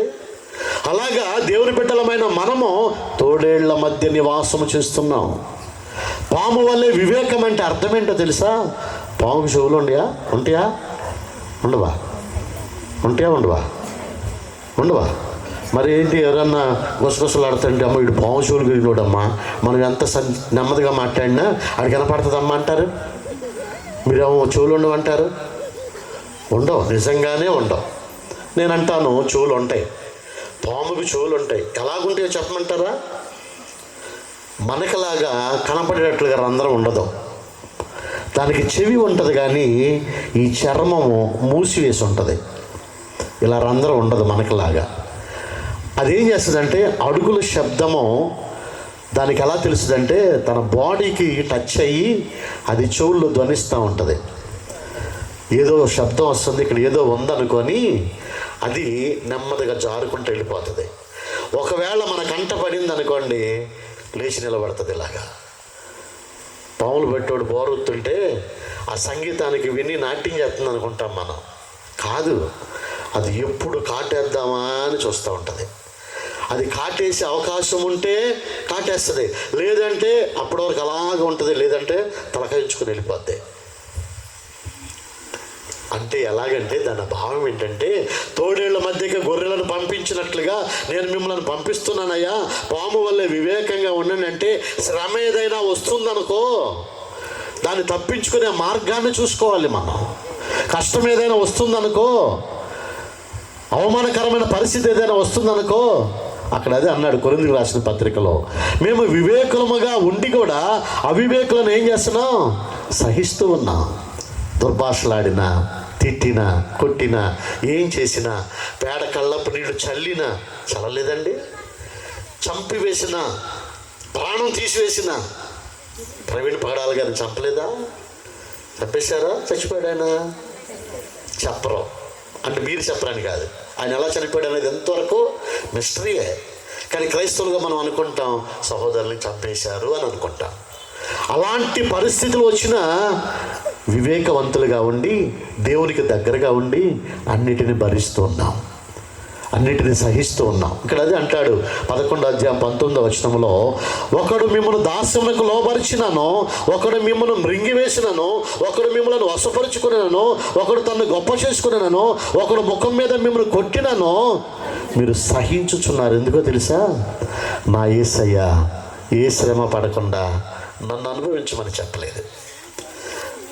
పౌలు గారు అంటాడు ఒకానొక దినాన, యేసయ్య కంటే గొప్ప శ్రమలు పడ్డాడండి. ఒకటి తక్కువ 40 కొరడా దెబ్బలు ముమ్మారు తిన్నాడు, 5 మార్లు తిన్నాడట ఆయన.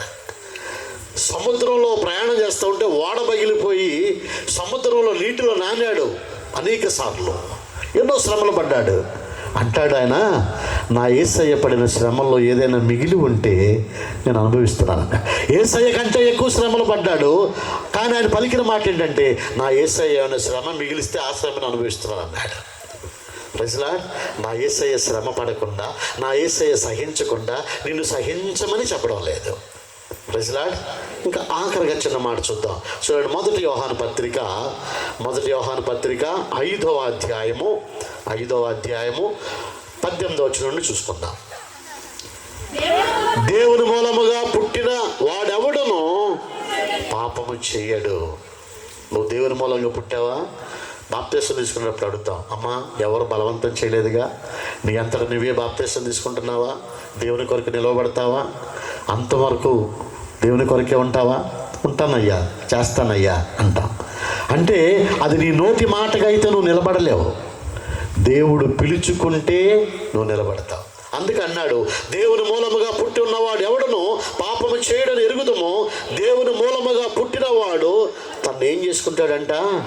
నోటి మాటలు కాపాడుకుంటాడు, మత్సరం లేకుండా జీవిస్తాడు, అసూయ లేకుండా జీవిస్తాడు, వివేకము కలిగి ఉంటాడు, తను భద్రం చేసుకుంటాడు. నేను ఈ మాట మాట్లాడొచ్చా, మాట్లాడకూడదా? మాట్లాడితే మిరియాం వల్ల నాకు కూడా కుష్టివ్యాధి వస్తుందేమో, మాట్లాడితే నా కుటుంబానికి శ్రమ వస్తుందేమో, నా కుటుంబానికి ఏం దాపరిస్తుందో, తన్ను తాను భద్రం చేసుకుంటాడు. అంటే ఇంకేమన్నాడు? గనుక దుష్టుడు వానిని ముట్టాడు. మనం దేవుని సంబంధమనియు లోకమంతయు దుష్టుని ఎందున్నాయను మనం ఎరుగుతామో, మనము సత్యవంతుడైన వానిని ఎరగవలనని దేవుని కుమారుడు వచ్చి మనకు. ప్రజలా, ఎవరు వచ్చి చెప్తున్నారు ఇప్పుడు మీకు వాక్యం? అక్కడ చదవండి, అర్థమవుతుంది. మనము సత్యవంతుడైన వానిని ఎరగవలనని దేవుని కుమారుడు వచ్చి మనకు వివేకమును అనుగ్రహించి ఉన్నాడు. వచ్చింది యేసుపాదం కాదు, దేవుని పక్షముగా ఆయనకు కుమారుడు. ప్రజలు హల్లెలూయా. ఆయన వచ్చి ఏం చేస్తున్నాడు? సత్యవంతుడైన వానిని గురించి మీకు తెలియజేస్తూ ఎలాగ బ్రతకాలనే వివేకాన్ని మీకు నేర్పిస్తూ ఉన్నాడు. ప్రజలాడు, మేము నామమాత్రపు వారమే.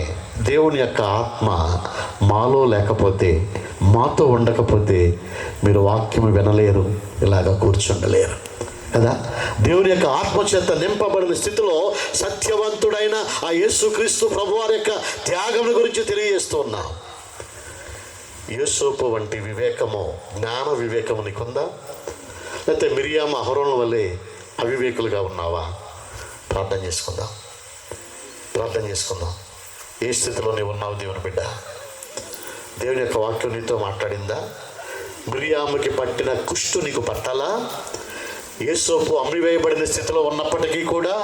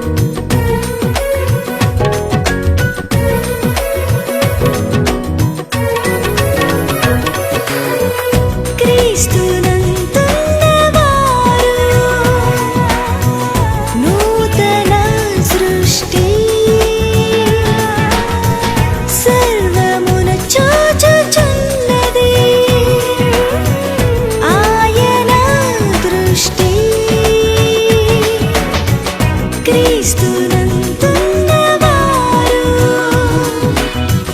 నూతన సృష్టి సర్వమును చూచుచున్నది ఆయన దృష్టి దేవుని రాకడ సమీపమాయెనని అనేకులకు ప్రభు యేసు క్రీస్తును ప్రకటించెదం. పరిశుద్ధుడు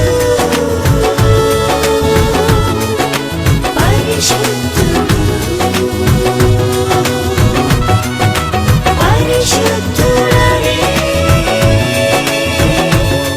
నిత్యం పొగడెదము. నేనును నా ఇంటి వారును యెహోవాను సేవించెదం. నేనును నా ఇంటి వారును యెహోవాను సేవించెదం. ఆయనను గూర్చి ఒక క్రొత్త కీర్తన పాడెదం. ఆయనను గూర్చి ఒక క్రొత్త కీర్తన పాడెదం. పరిశుద్ధుడు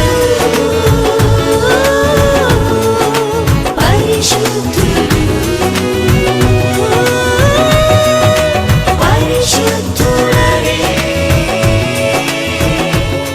నిత్యం పొగడెదము.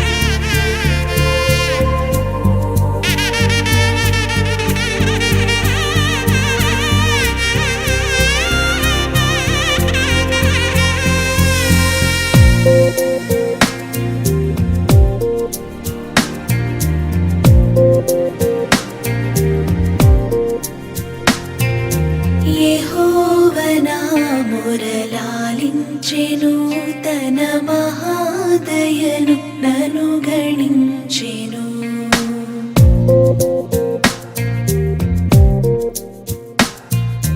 యెహోవనా మొరలాలించెను తన మహాదయను నన్ను గణించెను. అహర్నిశలదీనహీనుడగు నాను ఆయనెడు ధ్వని గ్రహించి మనిపెను. యెహోవనా మొరలాలించెను తన మహాదయను నన్ను గణించెను.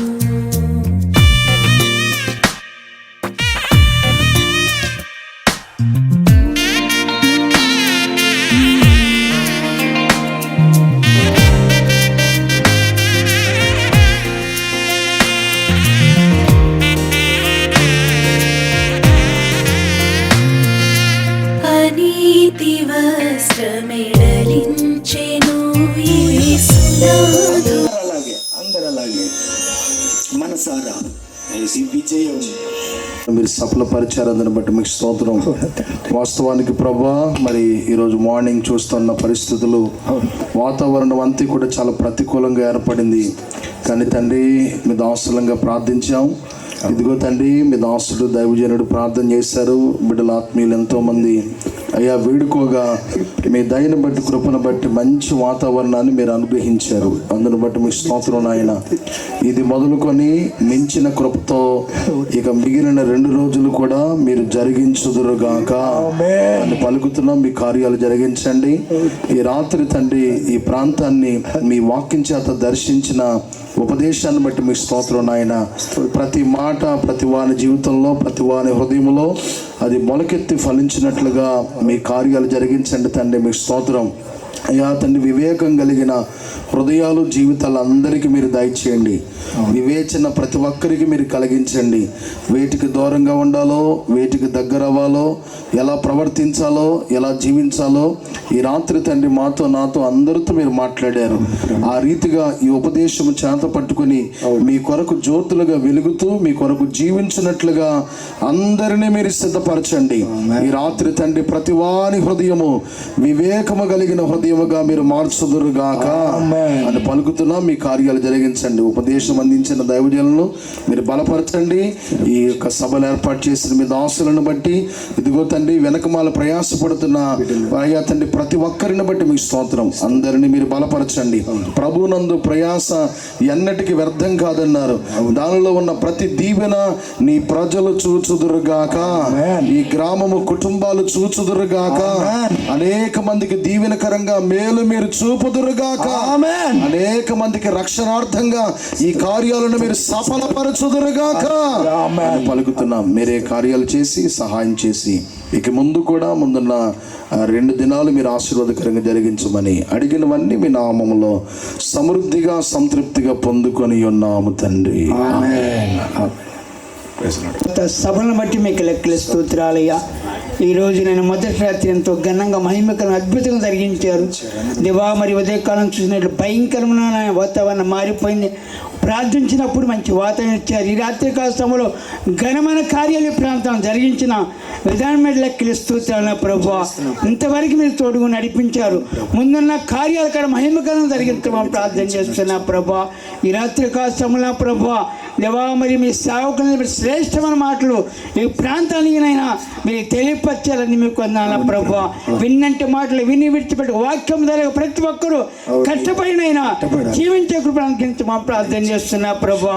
మీరే తోడుగు నడిపించమని ప్రార్థన చేస్తున్నాం. వాక్యం చెప్పిన మీ సేవకులను బలపరచమని ప్రార్థన చేస్తున్నాం దేవా. మరి మీ సేవకులు ఎంతో ప్రయాసపడుతున్నారు. ప్రయాస తగ్గ ప్రతిభ మీరు అనుగ్రహించమని ప్రార్థన చేస్తున్నా ప్రభువా.